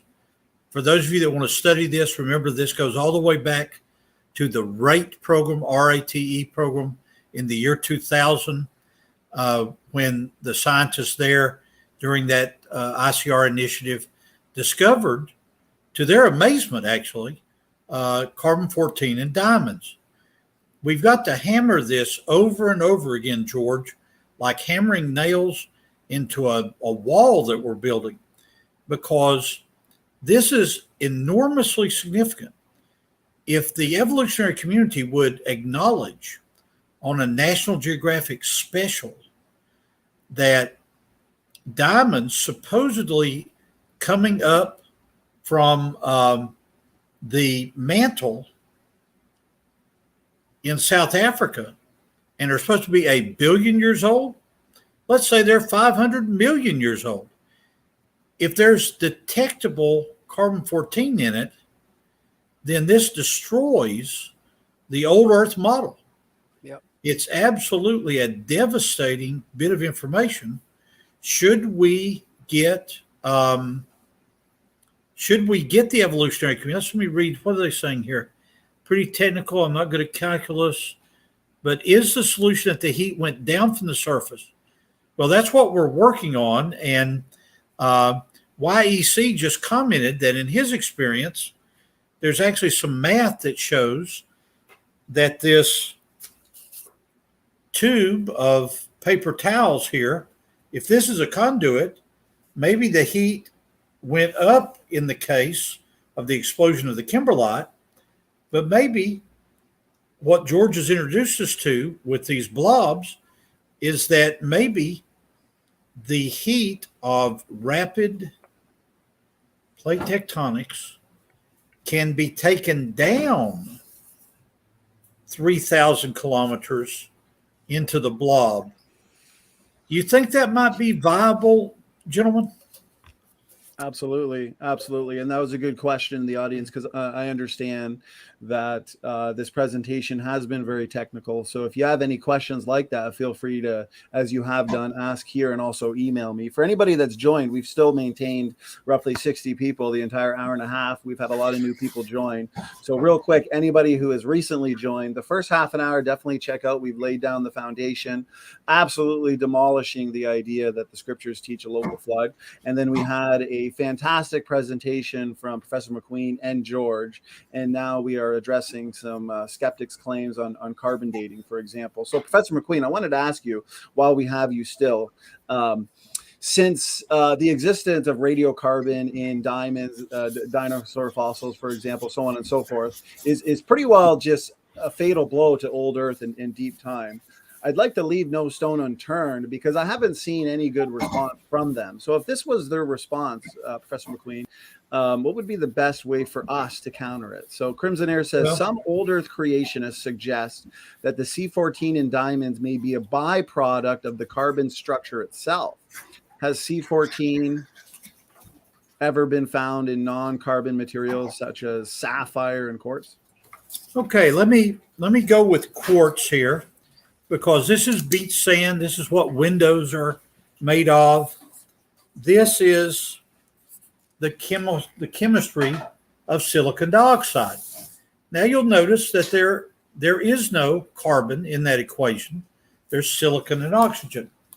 But now let's go to one of my areas of specialty, and that is crystallography. And quartz is a hexagonal crystal that, if you look at it at the end, it looks like this: hexagon, 6 sides, octagon, 8 sides. So this is a hexagonal.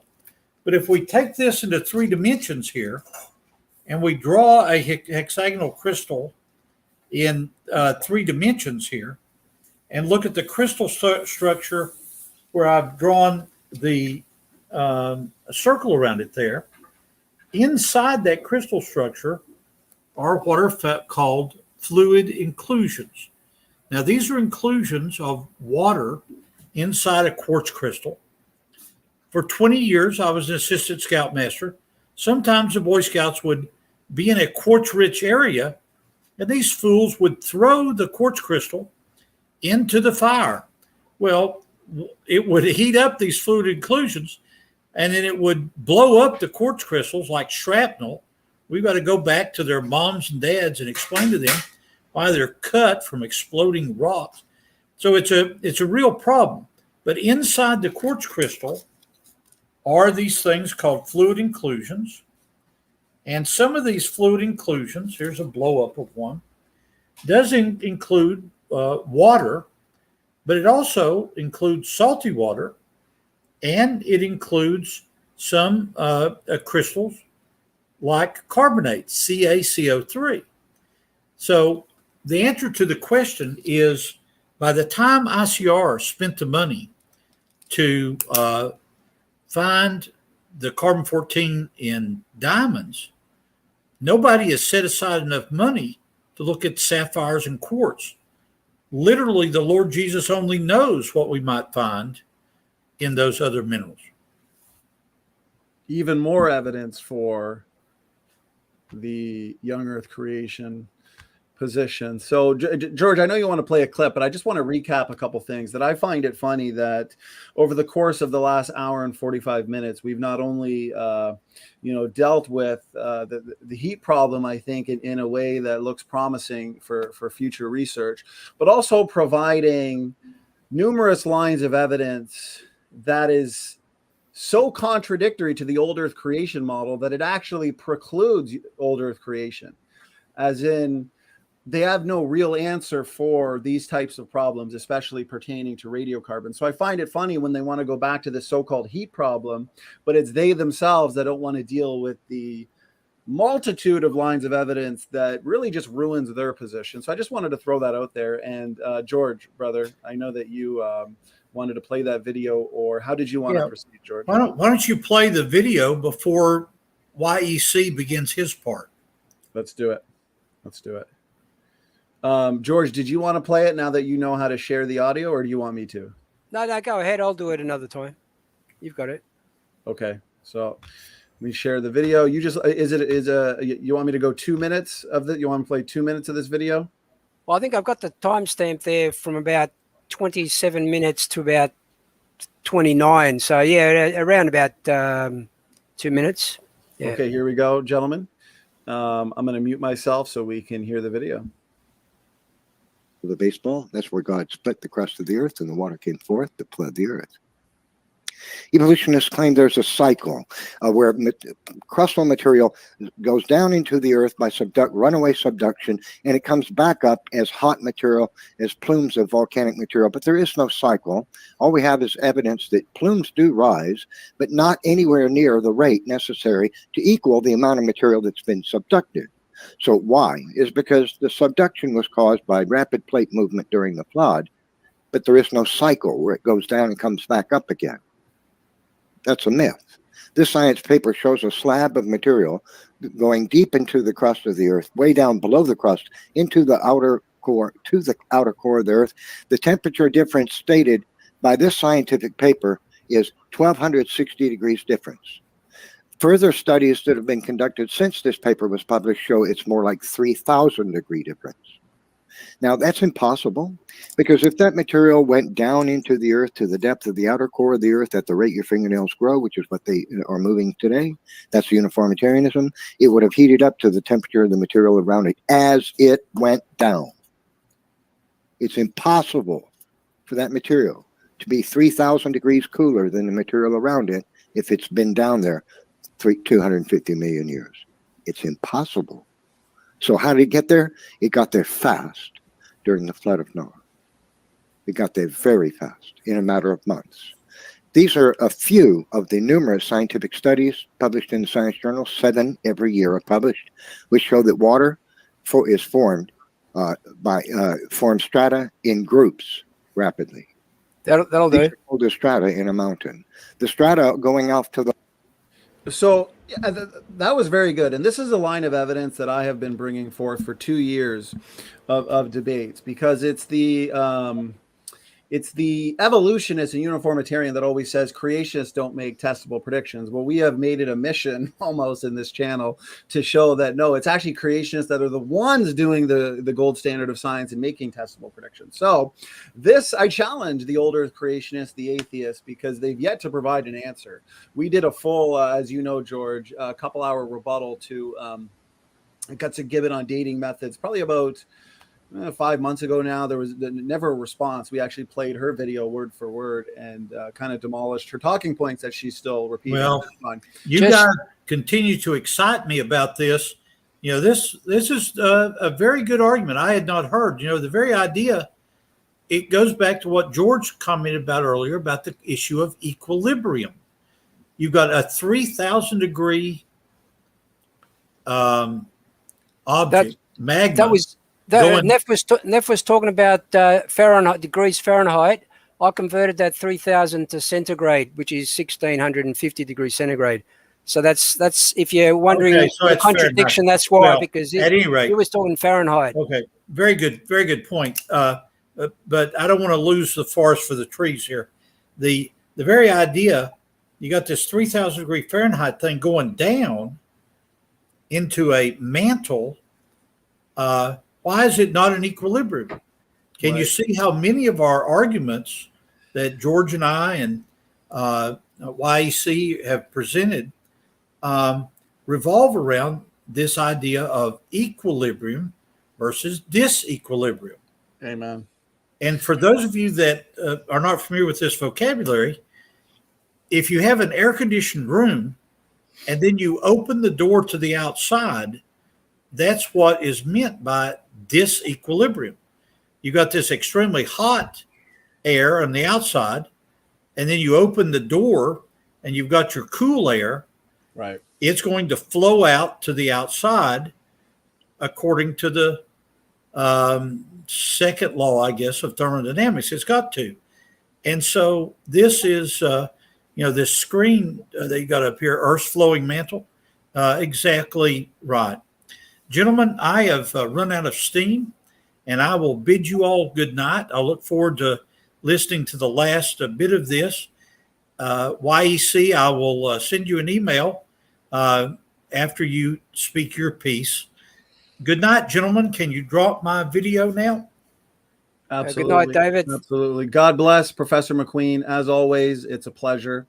And so many great points in a fantastic presentation. To the audience, we're having Professor McQueen back here again, as we do weekly, next Monday on flood geology and the Grand Canyon. That was actually supposed to be today, but we thought this is an important issue to tackle, and we had so many new findings and data points we wanted to YEC, I will communicate with you otherwise. Good night, gentlemen. I am leaving the room. God bless you, Professor McQueen. So thank you, brothers. I want to point this out before we I'd like to hear more from Matt. I think he's got more to say, though. Yes, actually, Matt's going to be giving his. We're now moving in a minute to Matt's presentation now, but I want to just make one comment on this, that we still challenge the evolutionists over and over again, and you've got people like James Downard who check out Matt's latest community post on him and Jackson Wheat. Jackson Wheat, he's been forced into retirement months ago, and he's a smart guy to not really pop his head up much anymore, actually. Poor guy. But people like James Downard, we've debated all of these members of Team Dodgeball, and we present these arguments. I've recently presented these arguments as well to some old earth creationist Christians, right? And no answer, of course. So once again, I just want to make the challenge again, just to show that there are very plausible solutions to the heat problem, but it's them that ignore the data that contradicts their model. And as we can see here, Dr. John Baumgartner, a geophysicist, he predicted testable predictions. He predicted that scientists might find crust that cycled through the Earth's mantle during Noah's flood, right? Due to runaway subduction. We hold to a model that suggests when the fountains of the Great Deep broke forth, the Earth was fractured like an eggshell. We've got plates moving horizontally, vertically. These plates are moving at meters per second, because the snail pace movements that we see today, these uniformitarian processes and movements of the plate today, can't explain the geological features of the Earth.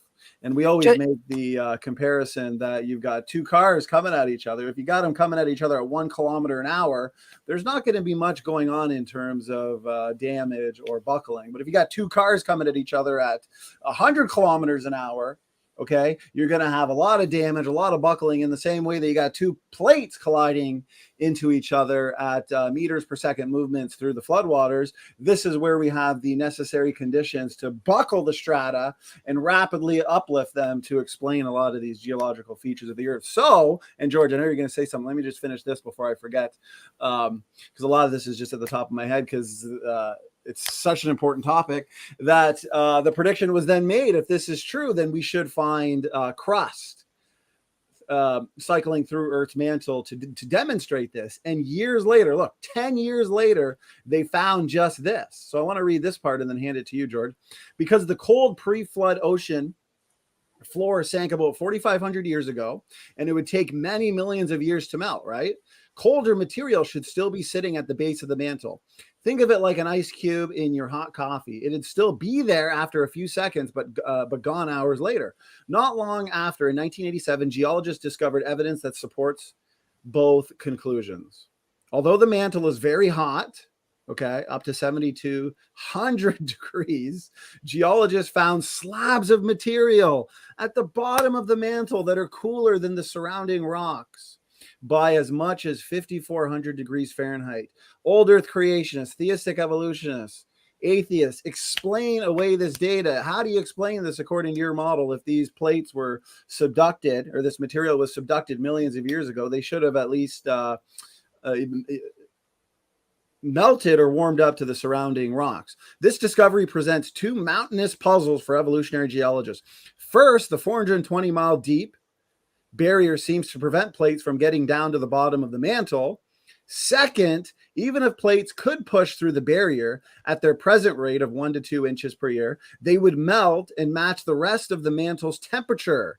But the findings fit nicely with Baumgartner's catastrophic flood model. Now, here's the thing. This is the last thing I'm going to say. The best thing your evolutionists like Team Dodgeball could put forth is what's called a rescue device. Or simply, because they don't question the bigger picture, they're going to somehow force fit this into their model, okay?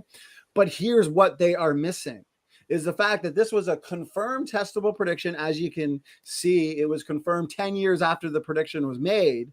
That's the gold standard of science. Anything that they can put forth is simply something that which is force fitted into the model that contradicts their model. Anyways, I yield. Go ahead, Brother George. I'll just let the phone stop ringing for a second.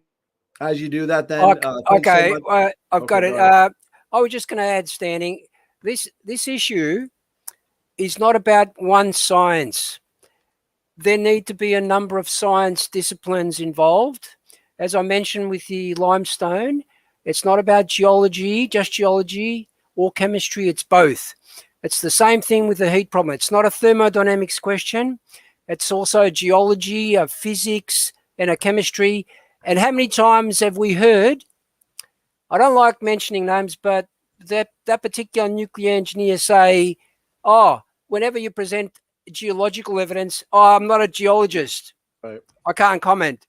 This is the problem, you see. It involves numerous science disciplines. That's why it has to be looked at in combination with all those disciplines rather than one individual thing like the thermodynamics. I'll hand it over to Matt now. He can do his 20 minutes or so. Amen. Amen. Brother Matt, you've been sitting back patiently. You've made some great comments. And we now hit the 2-hour mark, and we are ready for your the grand finale of the night, brother. Matt, man, take it home for us, my good man.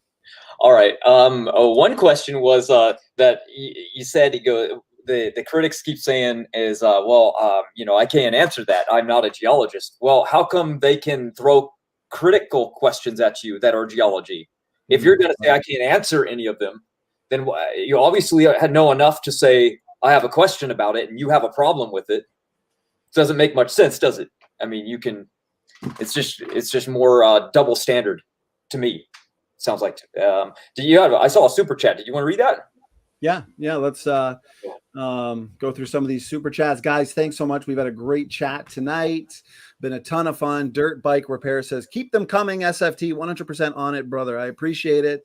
As we've said before, George, Matt, and I, we have tons of projects and shows planned for you in the future. Alec Cox says, thank you at Standing for Truth and David McQueen for dismantling, and I agree, it's been dismantled, dismantling the mantle problem of heat that the dopes try to make a big deal. And Alec, don't address the problems that are actually a huge deal for their model. He says there are massive ice clumps in the Earth's mantle. So yeah, as we went over, we have massive slabs of cool rock that shouldn't be there if deep time evolution were true. And then there's another super chat that just came in here. Brother Brandon, we appreciate it. $50 super chat, Team SFT for the win. Amen, amen. And I will say this, anybody who is an old earther or an atheist or whatever, and we're actually in the middle of setting up a big debate with Professor McQueen on geology with somebody from Reasons to Believe.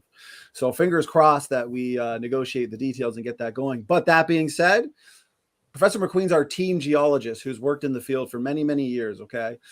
Any skeptics think that they can actually defend the science of uniformitarianism and debunk the flood, you let us know and we'll set up a cordial debate. We've hosted now roughly 110 debates. You can bet yourself it's going to be moderated and as neutrally as possible and in a respectful manner. So that being said, anybody ever wants to kind of step up and debate that topic with our team geologist, feel free to let me know. One Cow Stampede says, thanks guys, great work. God bless you all. I really, really appreciate you, the support. So Luca says, sign me in. So yeah, Luca, if you and Luca and McQueen would be, Professor McQueen would be a fantastic discussion. And he's, that would be a geology based discussion. So Smokey's always up for a debate. Probably best to do a little study on geology before you debate a professional geologist. It would be my recommendation. But so that being said, we've got a lot of super chats. I appreciate it. Because I mean, nothing. See, here's the thing. We've actually had numerous people who have kind of been willing to debate Professor McQueen, but we're looking for like an evenly matched opponent, because it won't be much fun to debate a young Earth creationist geologist. And for every single challenge, their response is what? I'm not a geologist. I'm not a geologist. Yeah. I'm not a geneticist. I'm not a geneticist. So, so we're just holding out for, but like I said, we've got a really, another fellow geologist that we're working on setting up with Professor McQueen. That being said, I know that was long-winded. Thanks so much, everybody in the side chat, for the epic support. You guys are the life and blood of this channel. So go ahead, Brother Matt. All right, everyone. I'm going to be talking for maybe about 10 minutes, and then I'm going to share the math because everybody likes the numbers. So we're going to go over a few different things. But first, I would like to let everybody know, and so they can acknowledge that there are multiple different flood models, and some of them have more of a heat problem than others. And so when we're talking about the heat problem, usually they're referring to two different things. They could be referring to catastrophic plate tectonics, which has tectonic sprint, moving of the continents by friction, and they also have accelerated nuclear decay. That's where the heat comes from with that model. With the hydroplate theory, they have the heat being generated a lot from the production of radioactive elements through a process called Z-pinch, and from the very continent itself dropping down about, I don't know, like a mile, slamming down and ejecting supercritical water into the atmosphere. So both have different forms of heat production, some greater than others. So when we're going to be trying to answer where did the heat go, we have to really define, well, what model? I mean, we can talk about the different models, or we can just kind of lump them all together, or we can identify each one and give an answer to each one. So that's what I'm going to try to intend to do by mixing them together as much as I can. And I don't know how well I've done with this, but I'm going to try my best. So I've got some visuals ready to go for everybody. That way, you know how I like visuals. I think people probably learn better this way. So let me find them. People can get. I guess I should start out first by saying, when we're talking about hydroplate theory, Walt Brown himself is the man behind it. Now, he considered radioactive elements to be bad. There's things that are good and there's things that are bad. He considered them bad, so therefore God would have not made them until after the fall, because he believed, well, you know what, I'll get into that later, but that's his perspective, and that's what he believed, and that's why it's in the model, and that's why before the flood he did not believe any radioactive particles even existed at all in the environment.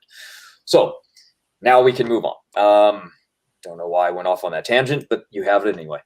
So Erica herself finds the best questions, honestly. So one of her questions was, why do rocks get dated older the farther away they get from the mid-Atlantic ridge? And you can see this is true. This is from Geology right here, organization. And how can this be true with the hydroplate model? She didn't exactly say that, but that's what she's getting at, because that's the model that we talk about the most or defend the most. Well, I'll explain it for everybody first, then I'll answer it in 3 different ways. One, I'm going to show and explain it from their view, then how to answer it from the hydroplate theory perspective, and then an overview of what I personally think.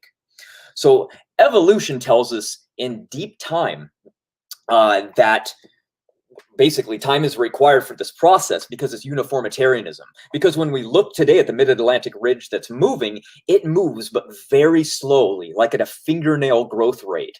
Thus, for the continents to be where they are today, it must have taken eons. This is uniformitarianism. We believe in catastrophism, so the process happened very quickly. It's a very different theory. That's all.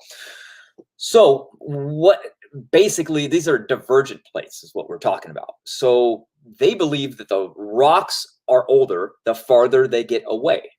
And they believe this because the farther you move from the ridge, when they test these radioactive elements, they show that they're older. So what's going on here? There is a problem with that way of thinking. They also believe that Earth's core, well, here, this is divergent plates for you. It's basically the plates are moving away from each other at this area of the mid-Atlantic ridge. So if you can see a visual, this is what's going on. The magma is flowing up, hitting the plates and pushing them away from each other. And as it's doing that, this is that snail-paced movement that you can see is happening from the convection. Basically, the core pushes things out away from it. And by doing so, the plates are moving away. And so this is the uniformitarianism thing. So this is essentially what evolution believes, is that Earth's core is powered by uranium. And since there's so much pressure inside the Earth that it's always pushing lava out, this uranium, which would be the oldest on Earth, being the deepest, would come up with the lava, therefore bringing the oldest and deeper uranium with it. Therefore, they should find the opposite conclusion with the oldest rocks dated at closer to the mid-Atlantic ridge. That is, unless they want to deny that uranium is deep within the core and near the mantle, but that's what they believe is actually powering the core.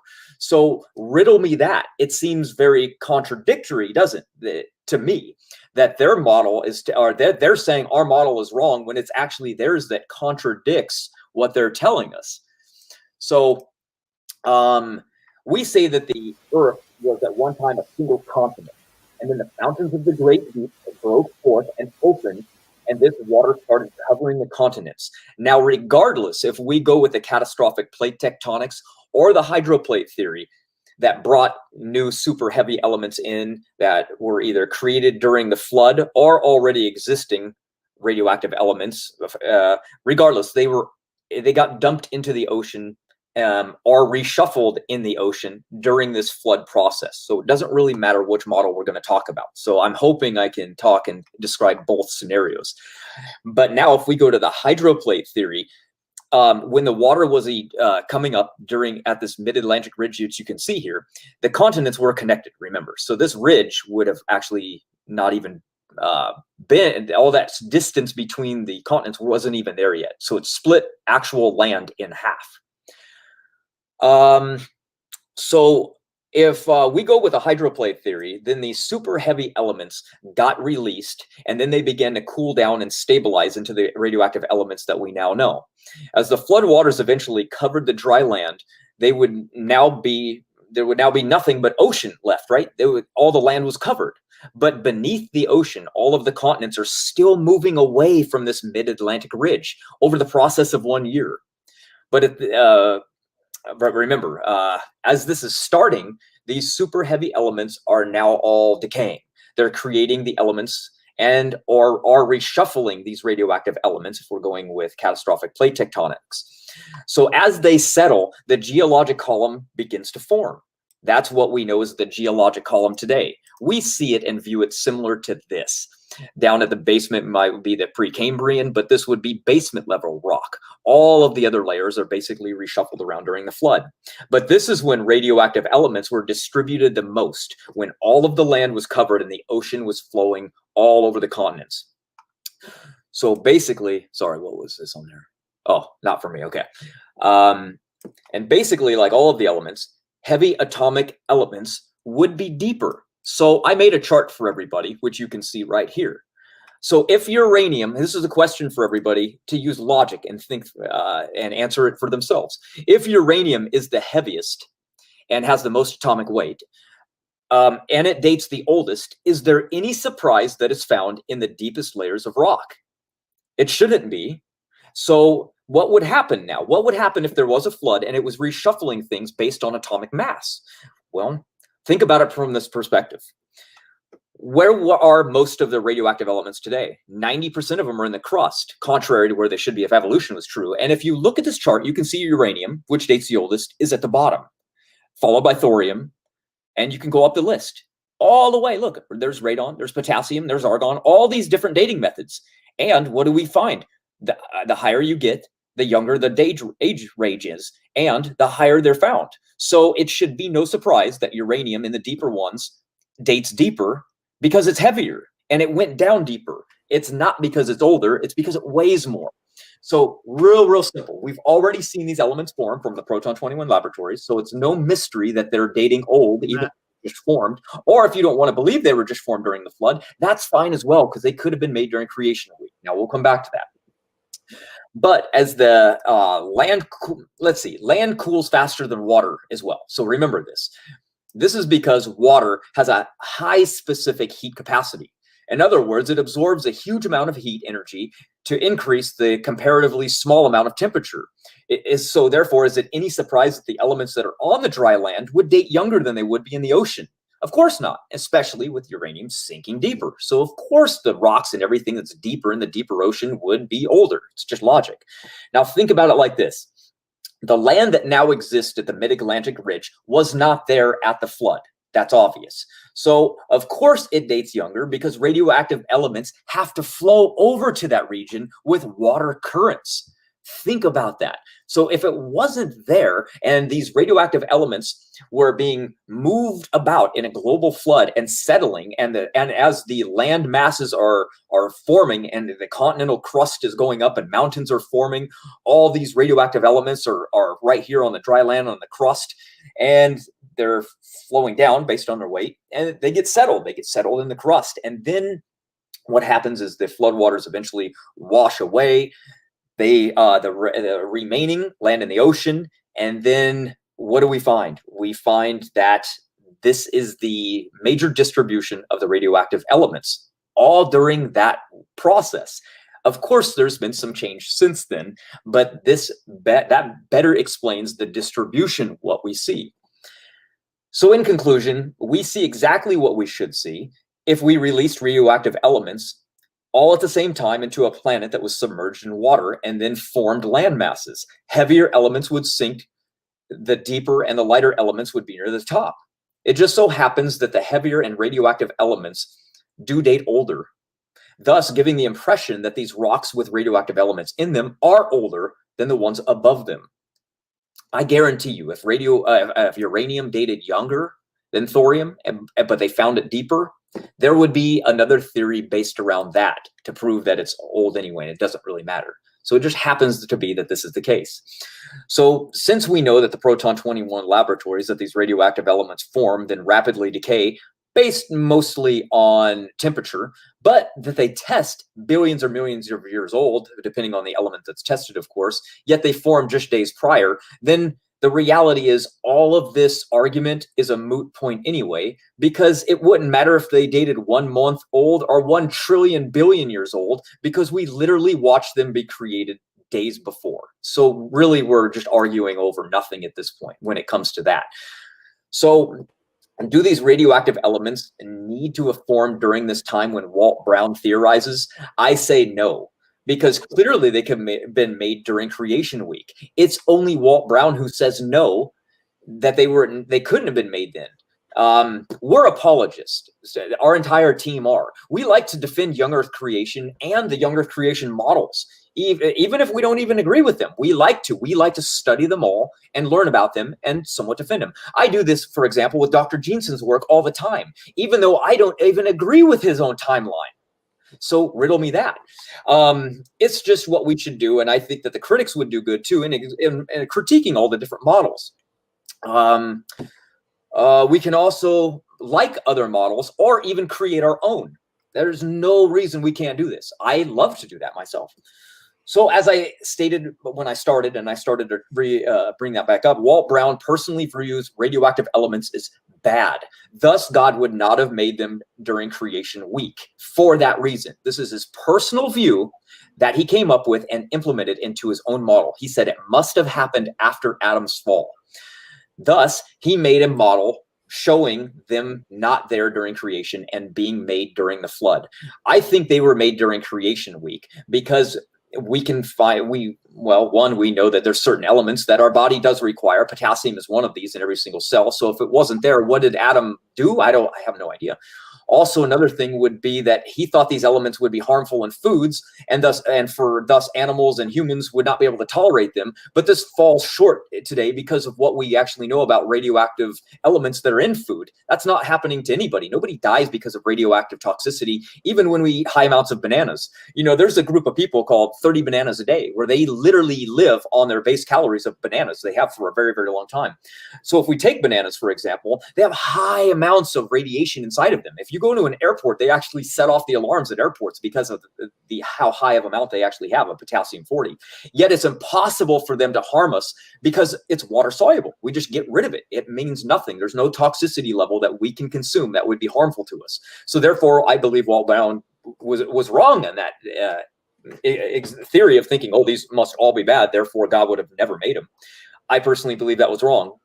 So I think they were probably made during creation week. It just makes more sense to me. So with this, Matt, real quick, and I'm sorry to interrupt because you're making so many good points, brother. And really, I'm just loving this stream because so far it's been 2 hours of 15 minutes of just addressing all their best so-called questions. So great point. Is this similar to the fact that, let's say, obviously God created, as we know from the Bible, he created a functionally mature universe, right? That's the only way it could work, especially with all the hundreds and hundreds of symbiotic relationships that we could point out.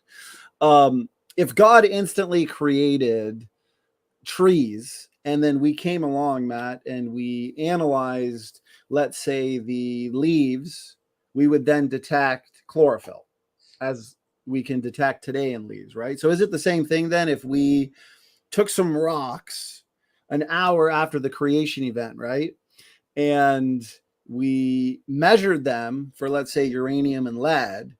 If we found lead, would it then be a wrong assumption to say, well, this lead must have been derived from the processes of uranium to lead, when in fact they were just created in the first rocks in the same way that Adam and Eve would have been created with genetic differences, right? And as I pointed out, leaves on trees would be created with chlorophyll. Is that kind of more or less, would that be valid? Go ahead, brother. Yeah, that would be a great explanation. Most of the science that we have now goes back to the flood. So that's what we deal with mostly. When we go back to creation, everything gets a little bit iffy anyway. And since it can't be done, we don't really mess with it too much. But yeah, I mean, if God created animals, but didn't create plants and trees fully grown and mature, and they would have no food supply. So there would have had to have been something for them to eat, just like Adam. If he was told to eat from the fruit of the trees, but God put him in a garden with no fruit trees except for little seeds, they're in some deep trouble. So if Adam were to cut down a tree, he could essentially use dendrochronology, which would be counting of the tree rings. Obviously, he couldn't use carbon dating or the other mallow, but he could essentially count the tree rings, and even he would be like, wow, that tree is really old. I thought this was made yesterday. So yeah, exactly. I mean, there has to be something going on here that's spiritual. And obviously when there's a creation and it tells us that Adam was placed into a garden, but he was made just a couple of days after plants, well, what's going on here? Obviously there was something created specifically in their mature state. So there's no problem with saying that some elements already existed. God can't make rocks without elements. I mean, the earth is made out of elements. You can't have earth without elements. So how were they dated? Well, yeah, there would have to be some kind of date. If dating methods even existed, I'm sure, just like Adam looking up at a star would have seen starlight, he would have assumed that it took that star how long to get here. So again, if Adam was a scientist, he would be trying to date the age of the earth with what we know about modern day science, and he would have deduced old earth based on that himself. Right, so we have to be careful. We have to go, okay, well, that's why we like to go back to the flood. That's what we can do, because that's where the genetics goes. And that's where we can make some testable predictions as well. So technically, if we were to take that rock at creation and assume the lead was the result of decay from uranium, we would then be inappropriately dating the rock, because why shouldn't there be lead in them? In the same way that if we tested the genetics of Adam and Eve and the biblical kinds, and we constantly point out that why would God create homogeneous first organisms to what? Produce clones? Of course, he's going to front load DNA differences. Now, the evolutionists would look to those DNA differences at creation, and through genetic sequencing technologies, they would say, oh, look, these differences must have been inherited from past common ancestors. No, there were no past common ancestors. Adam and Eve reflect pre-existing DNA differences in the same way that these original rocks would reflect the pre-existing elements.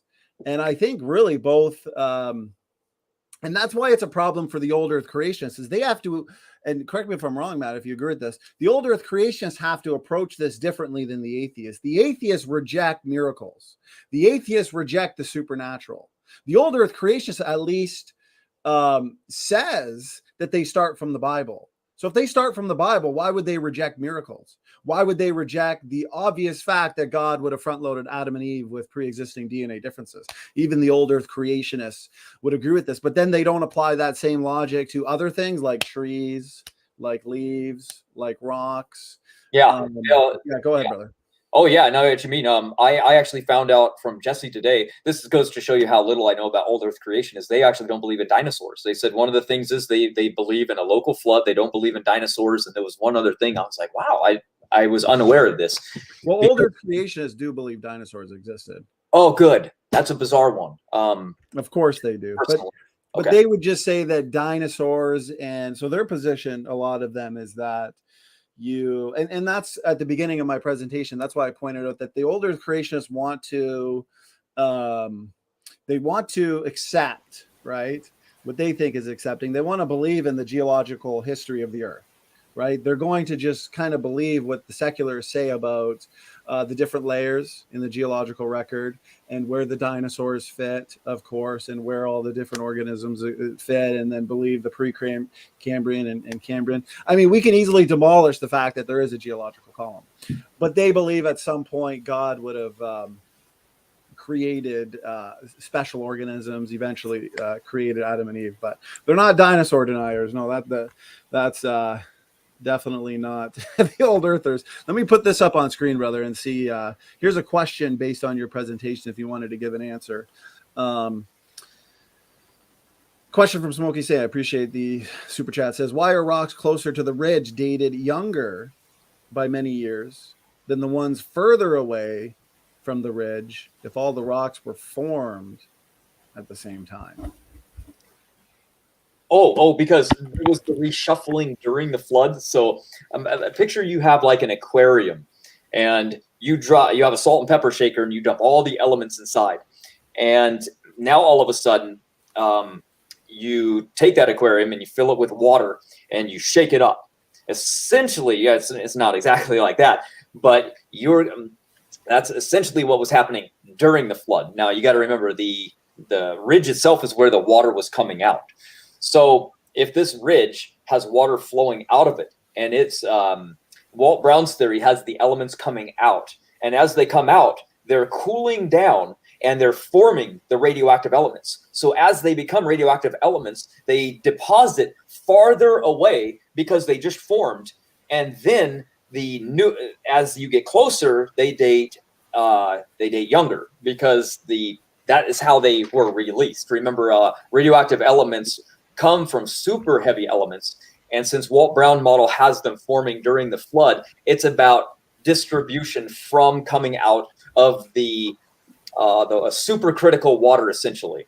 So basically, the continent's so heavy it dropped down, crushed water underneath the continent so much that the quartz crystal inside the granite rock created a piezoelectric effect through a process called Z-pinch and created super heavy elements that are now in the water. And the water ejected out and started covering the world. And as these super heavy elements are cooling down, they're forming in uranium and thorium and potassium. And as they're forming, they're settling down based on their weight. And now the continents rise up. And so all of these new radioactive elements are on the continents. And then the closer you get to the ridge, they're forming at a later time. So therefore, they look younger. Now, if we go with the catastrophic plate tectonics, the answer would be different because those were already there. So what would happen? Well, from their perspective, water has, it would be like a garden hose, pushing water out of it. So you're pushing the elements away from the mid-Atlantic ridge. That's why when you get near the mid-Atlantic ridge, you don't find it's just like a massive multi-mile high ridge that jettisons straight up and then falls back down and things are away from it. But there, you notice how there's like almost nothing near it at all. It's because the water pressure was so high that it would have washed everything away from it. So it's washing elements, radioactive elements as well, away from it. So it's pushing radioactive elements away. So the more it pushes elements away, the heavier they are, the deeper they go and the farther they get away. So therefore, again, testing it from their model would also give the same results. It's the evolutionary model that has the biggest problem because theirs is not water ever coming out of there. It's only lava. And the deep lava is coming out with uranium in it from the core. And since it's the oldest uranium on Earth, it's now coming to the surface and it's bubbling over very slowly. And therefore, the oldest uranium should be at the mid-Atlantic ridge, not farther away from it. So it's the exact opposite of what we find. So by us having the radioactive elements formed at creation, which would be catastrophic plates, I like a little bit more because then we don't have to resort to Z-pinch nor accelerated nuclear decay because all of these things were made through the same process at creation. There's no need for anything because that's what, I mean, literally it kind of describes it actually in Genesis 1. I mean, God's moving across the waters. He says, let there be light. That's sonoluminescence. And then all of a sudden there's dry land appearing. Well, these are elements, right? And there's no life to be harmed if these are the radioactive elements forming at this time. Plus the floodwaters. Oh, sorry, go ahead. No, go ahead. I'll wait till you're done, brother. I think the floodwaters actually do help us to explain the radioactive element distribution that we see today. And it makes a lot more sense than the secular explanation, unless they want to invoke that there is no nuclear reaction going on from uranium in the crust. And there are those models. So don't get me wrong. I'm not saying that, all of them believe that uranium is down there. No, we still don't know about Earth's core. No one's been there. The deepest hole that's ever been dug, what did we find? We found water. We didn't find it. But what happened is we did get higher temperature. So therefore, higher temperature probably means there's more thermal energy, which comes from radiation. Therefore, there must be some kind of radioactive material. Therefore, there must be uranium since it's heavier and it's deeper. So that's where that comes from. So now the heat from the rapid plate movement Everybody wants numbers. I don't blame them. Actually, let me say one thing, brother, before you move to that, because your answer there was spot on, was epic, brother. Very detailed. I appreciate that. And I want to point out to the audience too, based on, especially anybody new, we spent a lot of time earlier, at least on radiocarbon dating, and the fact that it's a young Earth creationist best friend, really, and it just on its own dismantles old Earth creationism and obviously just complete naturalism. So definitely check that out. But even when it comes to your other dating methods, right, potassium, argon, uranium to lead, the fact that we have so many discrepancies points us to the fact that what we are looking at best are relative ages and not absolute, right? And that's what these critics need to understand, because we still do get the same or similar relative ages in the, let's say, the rocks that are at the bottom of the geological column, right? We'll typically see a lot of those rocks give older ages for the most part than rocks on the top. Of course, there's always outliers, okay? But this is exactly what we'd expect based on the Genesis flood model. Matt, as you're pointing out, we like to start from the Genesis flood model. That's where we can make the best testable predictions. We spent a great deal of time going over the massive slabs of cold rock found where they should have either melted or warmed up to the surrounding material. There was actually a confirmed prediction from a young Earth creationist. At best, our uniformitarians can try and force fit the data into their model, but they did not predict it, and it is essentially contradictory to their model. But the fact is, this is what we would expect to find based on the Genesis flood model, in that rocks laid down early in the flood should give older ages than the rocks at the top at the end of the flood, right? So the dates derived from all of these dating methods would then be, as we're pointing out, relative and not absolute. And that's actually the best explanation for the massive discrepancy in dates, okay, that we get even from rocks of known age, where we get inaccurate dates from rocks of unknown age. Therefore, why should we trust dates derived from rocks of unknown age? Doesn't make any sense. Well, it's because what we're looking at is at best relative ages and not absolute, brother. Anyways, yeah, go ahead. And if you had any thoughts on that, and then I'm sorry to interrupt, go to your next part, brother. Oh yeah, no problem. I mean, I'm almost done anyway. I just wanted to reiterate, or not even reiterate one thing. I just wanted to make a closing, and then I wanted to give everybody a video, if you want me to play it anyway. It's about 10 minutes, and it gives the math from the perspective of where would the heat go, what's going on, how much would be generated from the movements of plates moving very quickly away from each other. We're not talking about hydroplate theory, where there's all these other elements involved. We're talking about rapid plate movement. Now remember, critics of the fast-moving plates should realize that catastrophism was removed by evolutionary scientists a long time ago because it's not uniformitarianism. That Lyell hated the biblical young Earth creation ideas. He hated he did all of it. Matter of fact, he even said his goal was to remove Moses from the sciences. So being a lawyer, he thought of an idea to just create the geologic column and just get rid of everything. So he said, I need to wipe out the idea that anybody can even look at catastrophism. So now it's hindered and considered pseudoscience. They don't look at it. They don't deem it. So even if they were to see evidence for it, they're not allowed to really do much with it. So keep that in mind. There's a lot of bias when it comes to these different things. And when you're looking at something and you've got a government grant, you're not going to be like, wow, why is this gigantic rock here? Well, I mean, there's the only way it could be here was because of a flood, but a flood didn't happen. So maybe it happened during an ice age when a giant thing of rock brought it down and dropped it there. But it definitely wasn't during a flood. It was just during an ice age that almost entirely covered the world. It's like, wait a minute, that's exactly what we're saying happened. But anyway, we got to be really cautious when we get into these things that say, well, the geologists that are currently working in the field, they don't see a global flood. Yeah, no kidding. You think a person that's never been trained or never supposed to look for it is going to find evidence for something that they can't see? It just doesn't even make sense. It's like, anyway. I couldn't. Go ahead. The other thing, Matt, it seems from my perspective, where I read a lot of secular papers and articles, and every bit of information new information that's collected seems to support our narrative rather than theirs. I read one just this morning, actually.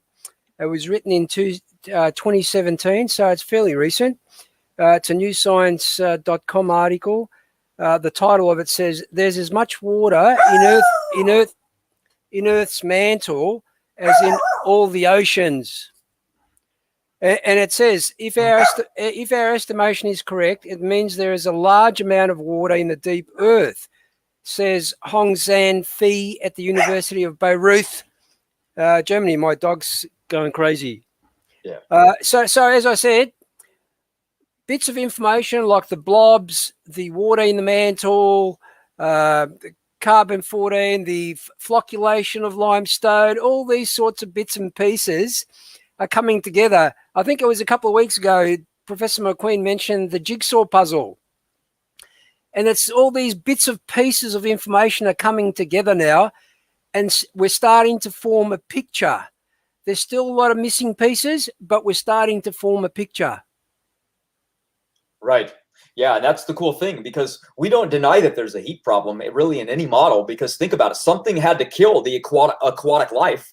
You're not going to have, I mean, what else would do it? I mean, we know that the land life was wiped out, and you're not going to get a tsunami to kill all the aquatic life. But we know there was a genetic bottleneck in all the aquatic life, just as it was on land life. So what would do that? Well, the heat actually answers that problem for us. Right. It's actually really good evidence for us, because I didn't know how a global flood would kill fish. They live in water. It's like saying wind killed all of the living creatures on land. It's like, well, we breathe air. I don't know why heavy wind would kill us all, but okay. But so it's just funny because I'm sorry, Matt. Go ahead. No, I was just basically kind of saying there's got to be some type of a process to kill all the aquatic life, and heat answers that for us now. Exactly. The heat and energy released at the flood actually answers so many so-called problems or objections that, the old earth creationists or the atheists would put forth against the global flood. But no, heat and energy, as radiocarbon is a friend of the young earth creationists, if anything. Plants, which we know, Matt, as you, if you wanted to cover a little bit too, we know the pre-flood world was 90% green, with massive plant fauna existing that we don't see today. And the fact that even the secularists would agree that crude oil, coal, and gas are fossil fuels. They were formed over millions of years, right? There's their assumption from the remains of dead organisms. Oh, how funny. Answer me, George and Matt. What would result on an Earth with that's filled with life for the most part in a global flood? Well, we'd have a lot of dead organisms, right?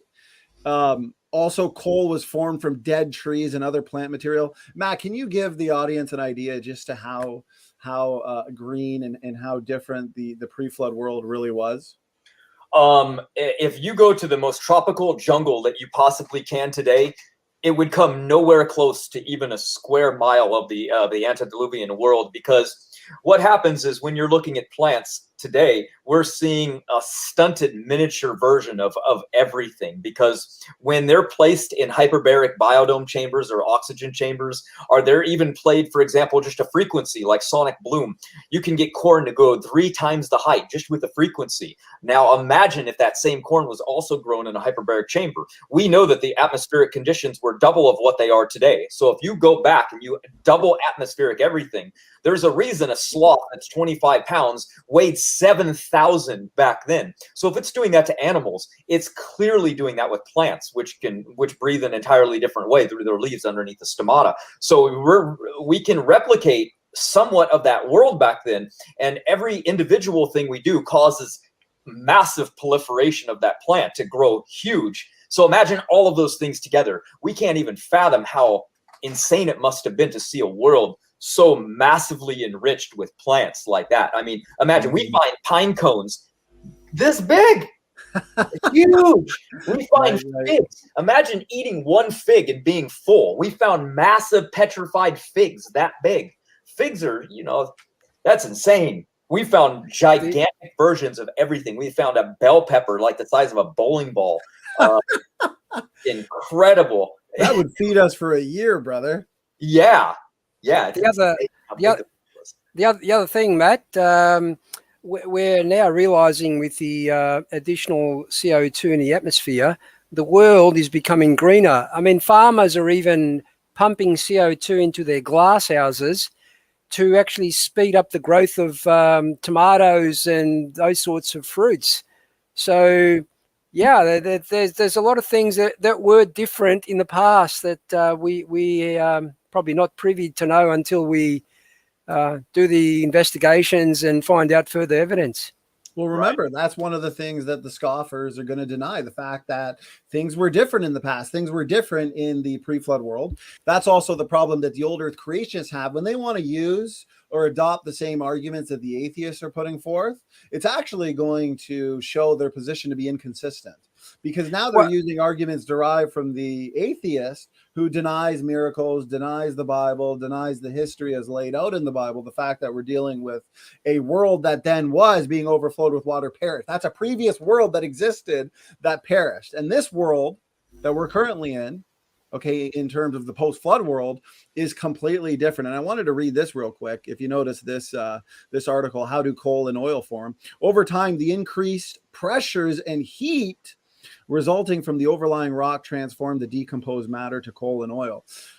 Point is this pre-flood world would have been, and we've said it before, the perfect battery for so many reasons to absorb and utilize a lot of this heat and energy to get the plates moving, to rapidly produce, oil, coal, and gas from that pre-flood world that was essentially so much more green and different, as Matt was pointing out. And on top of that, everything we've been discussing for the first 2 hours in regards to the mantle and other mechanisms to take up a lot of the heat, all these different heat sinks. Go ahead, George. I'm sorry. I heard you're going to say something. That's all right. I was just going to add to what you're saying. I recall when I was in uni in the early 70s, and I recall back then they were saying in terms of the oil, we only had like 25, 30 years of oil left.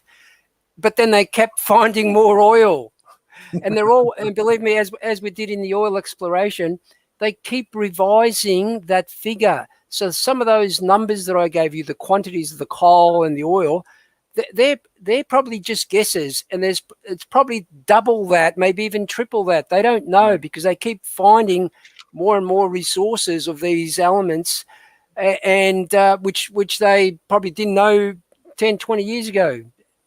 George, have you heard the old earth creationists? I know Dr. Kenny Rhodes used this argument in Dr. Ken Hovitt's debate 2 weeks ago, which was a fantastic debate. Two amazing must-watch debates 2 weeks in a row. Looks like we're going to have Kent back on next month for 2 more debates as well. One on local or global flood, what does the Bible teach? And another one on Noah's Ark and Noah's flood, fact or fiction. That'll be with an atheist, and an end times debate. So that being said, lots to look forward to. But George, you may remember, and you too, Matt, Dr. Rhodes, who we love. He's a brother in Christ. We just believe he's wrong on the age of the earth and the local flood idea. But he was putting forth this idea that there's too much oil, coal, natural gas, for example, to be explained in a worldwide flood. But isn't that funny that there's too much? But yet when we consider the pre-flood world and this incredible relationship that we know to be true between heat, pressure, and the formation of that which the old earth creationists say we can't explain because there's so much, that means there's so much that we have for absorption purposes in this pre-flood world. What are your thoughts on that, gentlemen? Foot in mouth disease. You shoot yourself in the foot with these arguments, right? It's I think I read an article or not. Yeah, go ahead. Yeah, I think I read an article in CMI or ICI, I can't remember now, about that particular issue, but I can't remember the details. I can find it, and but they answer that objection. Oh, I'm saying it's not. No, I'm saying it's obviously it's not a problem because of the relationship that we now know exists between heat, pressure and the rapid formation of coal and oil. The point is, no, there is more than enough plant material and dead organisms and whatnot in the pre-flood world to explain the massive distribution of coal and oil and things like this, because even they admit there would have been a massive amount of heat produced during the flood, and therefore that heat can be utilized to what? Produce and form all of this material that the old earth creationists say we have no way to explain. No, we do, obviously, and heat is utilized for that. Yeah, go ahead, brother. Well, remember, I think a few weeks ago we spoke about the limestone, and I think there were some scientists in Sweden where they were trying to solve this climate change issue, and they were pumping the CO2 deep down into the earth at high temperatures, and they, to their surprise, they found that CO2 actually turned into limestone, I think about 6 to 12 months later. And I think even today I mentioned a particular paper or an article which I read that suggested there's shed loads of CO2 in the mantle. Shed loads. So when they talk about, how could all this limestone form? Well, look, that's empirical evidence. They've pumped CO2 into the shrub strata down there at high temperatures, and it turned to limestone. What more do you need? Well, sometimes it's just not good enough for the critics. Yeah, go ahead, Matt. Thoughts or? I would say that if the evolutionists believed that there were enough dinosaurs alive at one time to fart themselves into extinction from methane in great global temperature, there should be enough life forms to get buried in the global flood to create enough oil and gas too. Right. Even if there was no living creatures at all, we still have plants which are biological, and they would also form. So with a whole world completely full of basically greenhouse effects of causing massive plants. And another thing is when they find oil wells, and these oil wells go down for the oil and they pump it out, they think they eventually got it all. All this oil right here gets sucked up. So they think that it's gone. And what happens is, because the oil is so viscous, it takes a long time for it to flow back down into that region where it can get sucked back up again. So what happens is they turn their machines off and they didn't realize it. And they turned them back on like a decade later, and it was full of oil again. So what happened is, it's not like water where it just flows back in and you can constantly pump it up. It's so viscous and slow leaching that the oil's still there. It's just in a different area, and it slowly leaches back down in the area where it can be sucked back up to the surface again. So there's a lot of oil down there still. We can't even. Chechnya has like the second biggest oil reserve on earth. That's why they're so comfortable talking a lot of trash and not worrying about going to war, because they've got all the oil they need for a long time over there. Man, that's a great point, brother. That is a great point. Before we get to this video, I think we're going to probably start wrapping it up. I imagine you guys are probably getting tired too, going on the 3-hour mark. And this has just been nonstop information. For example, we've got Honesty Angel in the chat that says, just haven't been in the chat much, been listening. Yes, I understand, guys. A lot of technical information. I mean, we've had 4 separate presentations today, including answering some objections, some questions, and arguments put forth by the critics. So definitely, anybody who's just getting here, make sure to start from the beginning and check it out to get the full context. George, before we get into Matt here, his final part of the presentation, can you then sum up in a nutshell, I guess, what we're saying in terms of all of these different mechanisms when it comes to heat contributing to the mass, the rapid formation that we've seen in laboratory experiments of coal, oil, natural gas, hypercanes, a mile or more of water that would help absorb a lot of the heat, as well as the radiation act as a nuclear reactor, shielding Noah and the animals, including these supersonic steam jets taking a lot of the heat up into space, and all the other things that we've covered. But also why? Because we've seen people like Jordan, nuclear engineer, who says he's calculated all these things, and it's really only 1% or 0.5% of the amount of heat that needs to be taken up or absorbed.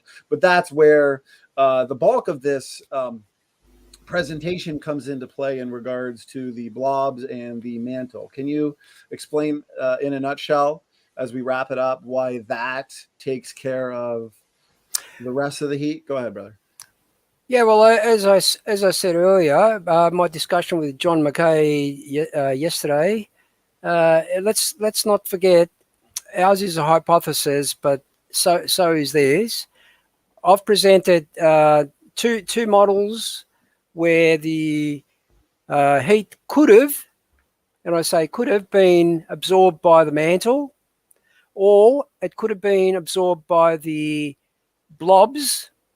And what we see today are just remnants of those bigger blobs that might have been in place back 4,500 years.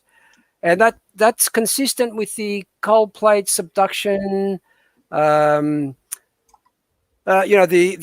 fact that the blobs haven't reached equilibrium with the surrounding mantle temperatures, the cold plate subduction not being at equilibrium as well. And I think it was mentioned that these things travel at fingernail growth rate. That's pretty. So you'd think none of this evidence should be available if the Earth is 4.5 billion years old. And so some of the stories, if I'll call them stories, that I've read about how they solve, why don't all the super heavy elements, why haven't they sunk down deep into the core like the iron and the nickel, and how we got the super heavy elements on the surface? It's really laughable. It's a just so story. So I mean, if you take that as fact, then let's throw our hands up and say, okay, you're right. But they're not. It's just a story. They can't prove it. There's no proof there that happened. In other words, yeah. No, go ahead, brother. I'm sorry. I don't know what more I can say. I mean, we as I said, we can present more problems to them that they need to answer, that we need to answer to them. As I said, the issue with water being deposited on Earth by water comets. I mean, you do the calculations on the amount of energy that these comets would have emitted slamming into the Earth. As I said earlier, I think it's about 340 times greater than the energy or the heat that Jordan had calculated. And that is confirmed by an article I read from CMI about the these are their scenarios, not ours, and we're just going by their scenarios and say, okay, well, based on your scenario, if so many comets hit the Earth and they emit so much energy with each impact, you're going to have a lot of heat emitted there. So we have to point the finger at them and ask for plausible explanations from them, not just the other way around. And I'll reiterate again, it's not a solution that can be solved by one scientific discipline. It's a multidisciplinary solution. You need to involve climatologists, meteorologists, physics, chemistry, geologists, geophysics. A number of fields have to come together to answer this problem. It's not going to be done just by geophysicists. Amen. Well said, brother. Well said. Here, this is why there are so many for these critics, okay, who want to, especially the old Earth creationists, who want to put forth this local flood, just nonsense idea, really. They have so many problems to address and challenges that we've put forth, and we have.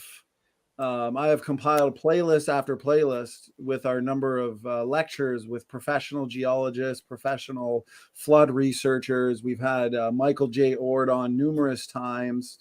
We just had him on recently debunking, so-called evolutionary challenges to the global flood model. They don't answer the challenges. They ignore the objections. They don't make their own testable predictions. At this point, if they still want to put forth this heat problem as an unsolvable issue. They have a lot of work to do in terms of answering the problems that preclude their model or their theory or their worldview that the Earth and the universe are billions of years old and there never was a worldwide flood. So obviously we're not going to hold our breath on that one. You know, it's typically just the same talking points put forth over and over and over and over again. So that being said, they have a lot to deal with that they have not yet dealt with and will probably not yet deal with. So anyways, yeah, go ahead. Standing, it's a bit, I think you mentioned this, I can't remember, maybe it wasn't you, but somebody said whenever I'm looking to solve a problem, I open up the Bible and there it is right in front of me, the clause. It just answers my problem. My eureka moment came from I think it was a month or so ago when we interviewed Dr. Jason Lyell. Yes. And he mentioned, can anyone tell us what the temperature of the mantle was 4,500 years ago? And like a light bulb went up in my head. And I thought, I wonder if anyone's actually looked at that. And then I started to do a bit of research. Hello. I looked at the blobs, and the blobs are located in the mantle. And I thought, hey, hold on. What if the heat actually went in the other direction? Or maybe both directions, but most of it would have gone down into the mantle and the blobs. And then this is the challenge I want to put forward to any PhDs, scientists of the big three, the CMI, the IOG, the ICR. If you're listening, please devote some resources and look at that hypothesis and see whether it's actually a plausible hypothesis. Absolutely. And whether it can work. Amen. Well said, brother. Yeah, well said. I love it. So let's hand it over to Matt. Okay. I will be screen sharing, so let me know. I'll get the audio down and I'll just be quiet because I have to share I can't upload it. It's more than 10 minutes. So I'm just going to have to share screen and be quiet during the whole time. Okay. Everyone enjoys. I'll mute myself. Okay. Is this a video that we'll have to talk a little bit through just to avoid any copyright issues, or is it a video we can just play? It's already on. It'll be fine. It's just pure math for the people that really want the numbers. So no big deal. Actually, I want to point this out. I know Redefine Living says Dr. Lyell upload. So for anyone in the chat who hasn't seen, me, Matt, and George, we had Dr. Jason Lyell on, a few months ago. And we did a lot of prep. We even challenged the atheists to email us their best objections. So we compiled the best objections possible, especially to distant starlight. And we had Dr. Jason Lyell on here. It's racked up, a couple thousand views. Definitely check that out. And we put Dr. Lyell to work, and he was awesome. I mean, he demolished all the objections we put forth to him, including objections on distant starlight. That interview goes untouched. That interview goes, it hasn't been refuted. And Dr. Lyell's distant starlight model really has been a massive game changer, and the critics can't deal with it. Dr. Lyell recently debated Hugh Ross. And I'm talking about recently, like within the last year. It was more of a discussion, actually. And Dr. Lyell really, really cornered Dr. Ross on distant starlight. And I highly recommend that as well. So point is, as we always say on this channel, and I think we're going to get a new shirt on that. We're going to, it's called, "It's a Great Time to Be a Young Earth Creationist," because the science is on our side. Our side are the ones that are making the testable predictions. And it's the non-young Earth creationists, if you notice, when it comes to scripture and science, they spend a lot of time on the defense. And I find that to be rather revealing. So that being said, I just wanted to point that out. Matt, yeah, if you wanted to screen share, brother, we'll play your video. All right, here we go. Please ignore my desktop. It's a mess. It's a busy desktop, brother. Yeah. But you're a walking genius, so of course you're going to have that much information. All right, everyone, here we go. Let me make sure that's good enough. All right, turn it up. There are many flood models available, but they all have one problem in common. They have too much heat involved. And take a look at the statement A sudden exposure of the mantle to 70% of the Earth's surface would release enough heat energy to boil the oceans dry several times. This is comparable to the statement, your oven has enough energy to set your curtains on fire. They are not on fire, so you don't have an oven. For comparison, the Tsar Bomba released more energy than all weapons and bombs in all wars combined, yet nobody got killed. So two things are important. It's not only the amount of energy that is involved that matters, but also the heat transport. In other words, where is the heat? So heat transport then. How do we get heat from here to there? Basically, there are only three ways to do that: heat flow, conduction, and thermal radiation. If none of these is available, the heat stays where it is. Flow is like this. You have a liquid or a gas that is hot and a material moves. So this is flow and this is no flow. Conduction. Conduction is heat transport by material that is touching each other. So consider we have a hot material touching a cold material in a closed environment and the material doesn't move. After a while, all this material will have a medium temperature. So this is a good conductor and this is a bad conductor. Radiation. Radiation is heat transport by emitting light. If it's very hot, it can be red, yellow, or even white. But usually we don't see it because the majority is infrared light. So this is a good radiator and this is a bad radiator. So technically it's possible to trap heat, like heat, inside the Earth. Let's take a random example. Assume we have a large piece of rock and suddenly parts of this rock gets molten for some reason. It expands a little, and now let's add water to it. And let's assume the rock contains enough heat to boil all this water away. So the water then starts to boil at some point, and the lava is starting to cool down. The lava sinks slowly, causing some places where hot rock goes upward. And after a while, a solid layer forms on top of this molten rock, and then eventually we would have a situation where a solid layer isolates the hot molten rock from the water. So we'd end up with trapped heat and still a lot of water on top. So for all the oceans to evaporate, all heat must end up in the ocean, which does not happen. You see, it's possible to touch freshly solidified lava with your shoes shortly without them catching fire. For your own safety, I highly recommend not to do this, but it is possible. So let's take a look at what would happen if continents shift quickly, exposing hot mantle material. Say the left is South America, the middle part is lava, but this is what is going to be the Atlantic Ocean, and the right is Africa. The lava is lighter than the solid rock, so it expands. Not only does this boil the ocean away there, but it also pushes the ocean away there because of the expansion. The result is that it would start to rain like crazy in colder areas, and that is on the continents. So we would have a situation where the ocean is flooding the continents, and the lava has a lot of freedom to expose its heat to the sky and the universe. At the edge of the continents, the water touches the hot lava, enhancing the solidification process there. Because it solidifies, it shrinks and becomes denser than the continents, so it leaves more room for the water there. The molten lava is being squeezed out horizontally and wants to flow on top of the solidified lava. But there's water there, so it also starts to solidify. So the water is slowly pushing the molten lava towards the middle, and eventually two layers of solidified lava lean on each other, and this causes a closing seam, closing midpoint, which we identify today as a mid-oceanic ridge. When it comes to thermal radiation, we can actually calculate how long this would take.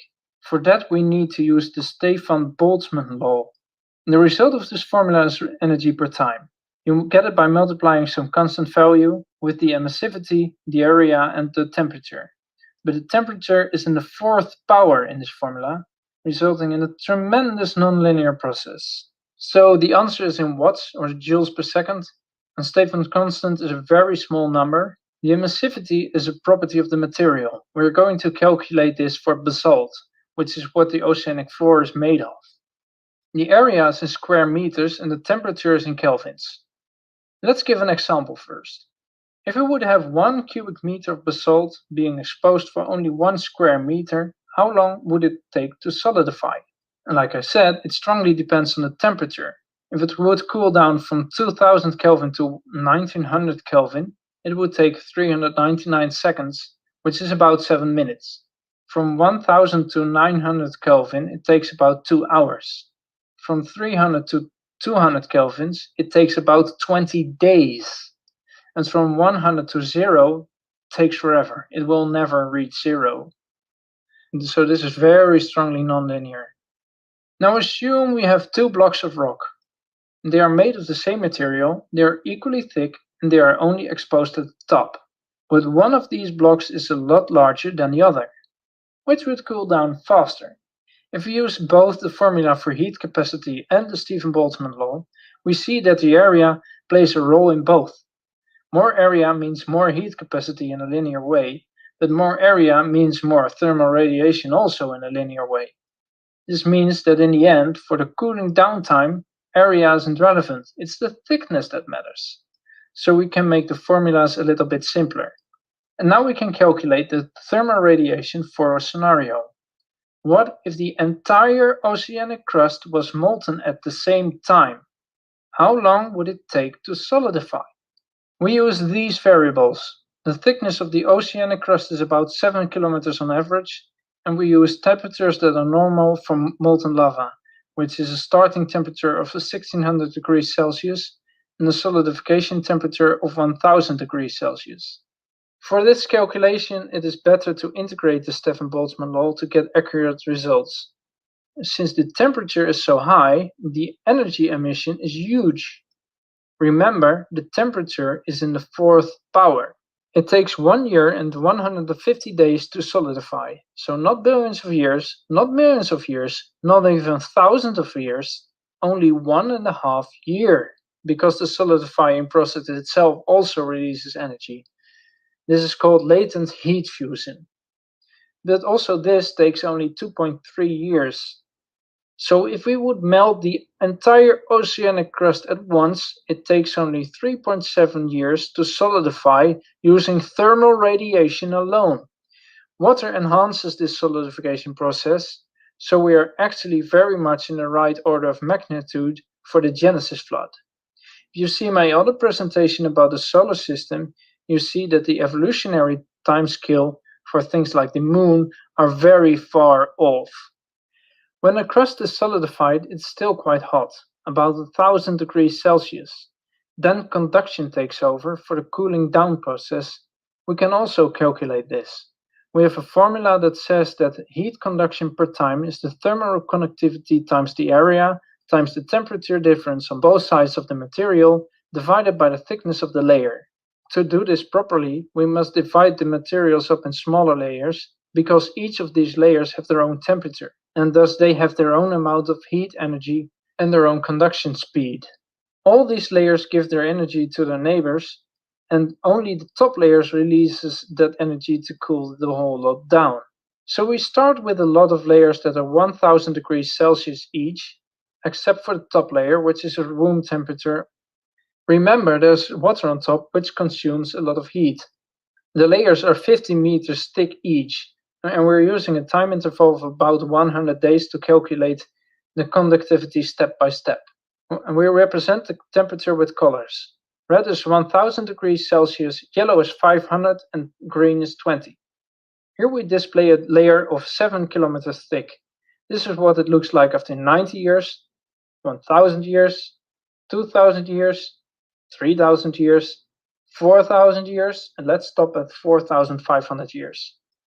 If we are looking at the Genesis flood, it could be that this is close to the time that has passed since. There are uncertainties of when the flood year was, which is a subject for another discussion, but let's just see what the result is after 4500 years. In this scenario, all would have cooled down, and we would find the maximum of 590 degrees Celsius at 4,700 meters depth.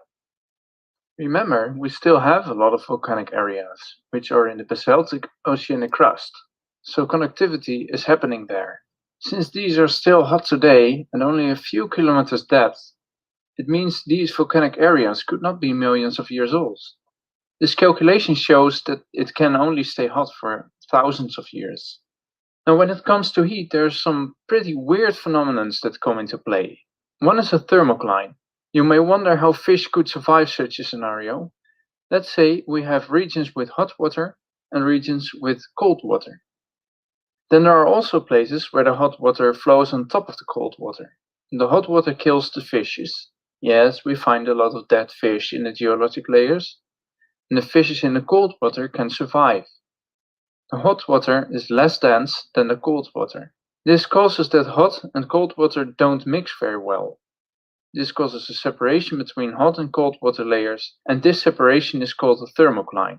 Important for fishes, but you don't need that information for the rest of this presentation. Now, the next issue is power law creep. Power law creep is a process that causes rock to become viscous without increasing temperature. How do you do that? Well, let's assume we have several layers of rock, we put pressure on it, and we are going to push the top layer sideways. That is called shear stress. Then the middle layer will start to deform. In other words, it changes shape. Now, if you put a gigantic shear stress on the top layer, the layer below dramatically changes shape. This process is very strongly nonlinear and has to do with molecular structures breaking up and crystalline surfaces sliding on top of each other. It's very complex, but it has been tested in the laboratory. You can compare this with toothpaste. Toothpaste is solid until you put pressure on it, then it changes shape, but it will become solid again as soon as the pressure stops. This process reduces the viscosity of the rock up to 14 orders of magnitude, and thus it's very strongly nonlinear.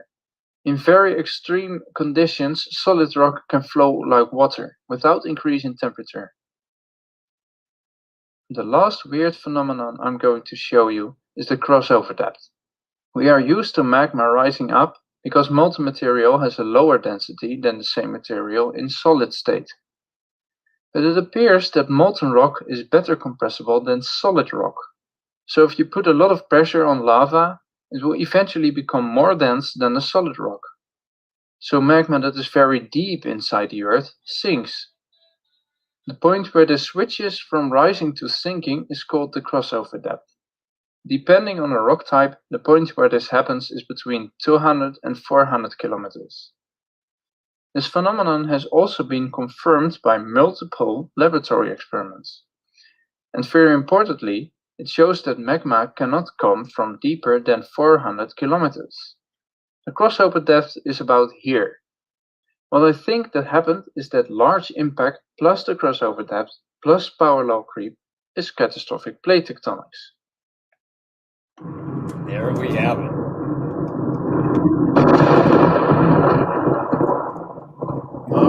All right, great video. Before we start wrapping it up, some thoughts on that, George, Matt? That was excellent. Yeah. Science and maths. Yeah, showing it from our perspective. So it's exactly what the critic wants. They want the numbers. They want to know the math. They want to know what are the circumstances, even in the worst case scenario for heating. And he answered it in forms of even if it melted the entire continental crust, how much heat would be generated. So you have the numbers given from every possible scenario with catastrophic plate tectonics. So there you have it. Amen. Amen. And what I like about that is it kind of completed the 3-hour rebuttal. Some people in the chat were saying, a 3-hour response. Yes. We don't play any games here on, team standing for truth. Our last rebuttal to Joel Duff and good old Rob from Sentinel Apologetics was about 4 hours. So, and it's always 3 or 4 hours of information, as you can see. So we're going to start wrapping it up here.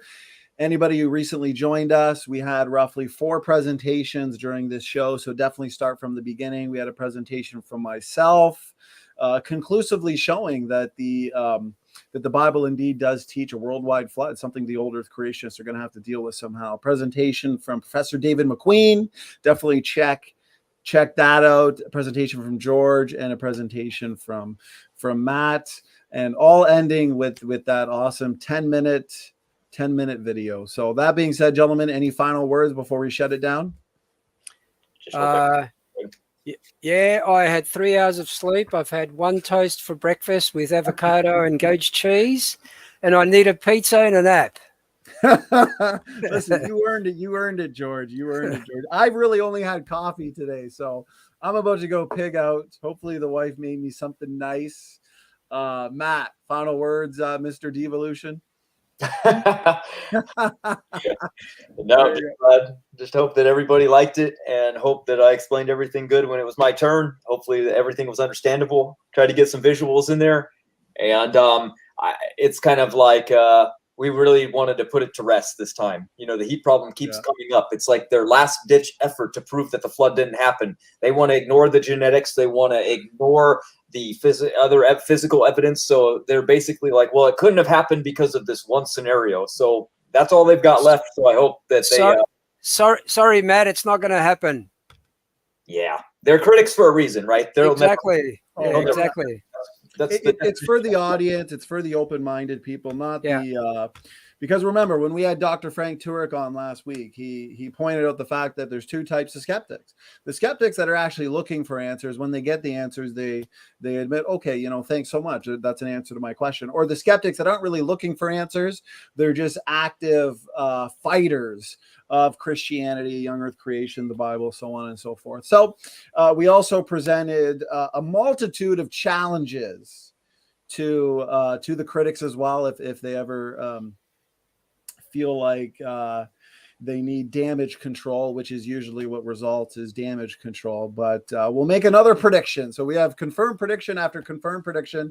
Another prediction is the challenges will go unaddressed as usual. So that being said, everybody in the chat, we're going to see you tomorrow for John McKay, the creation guy.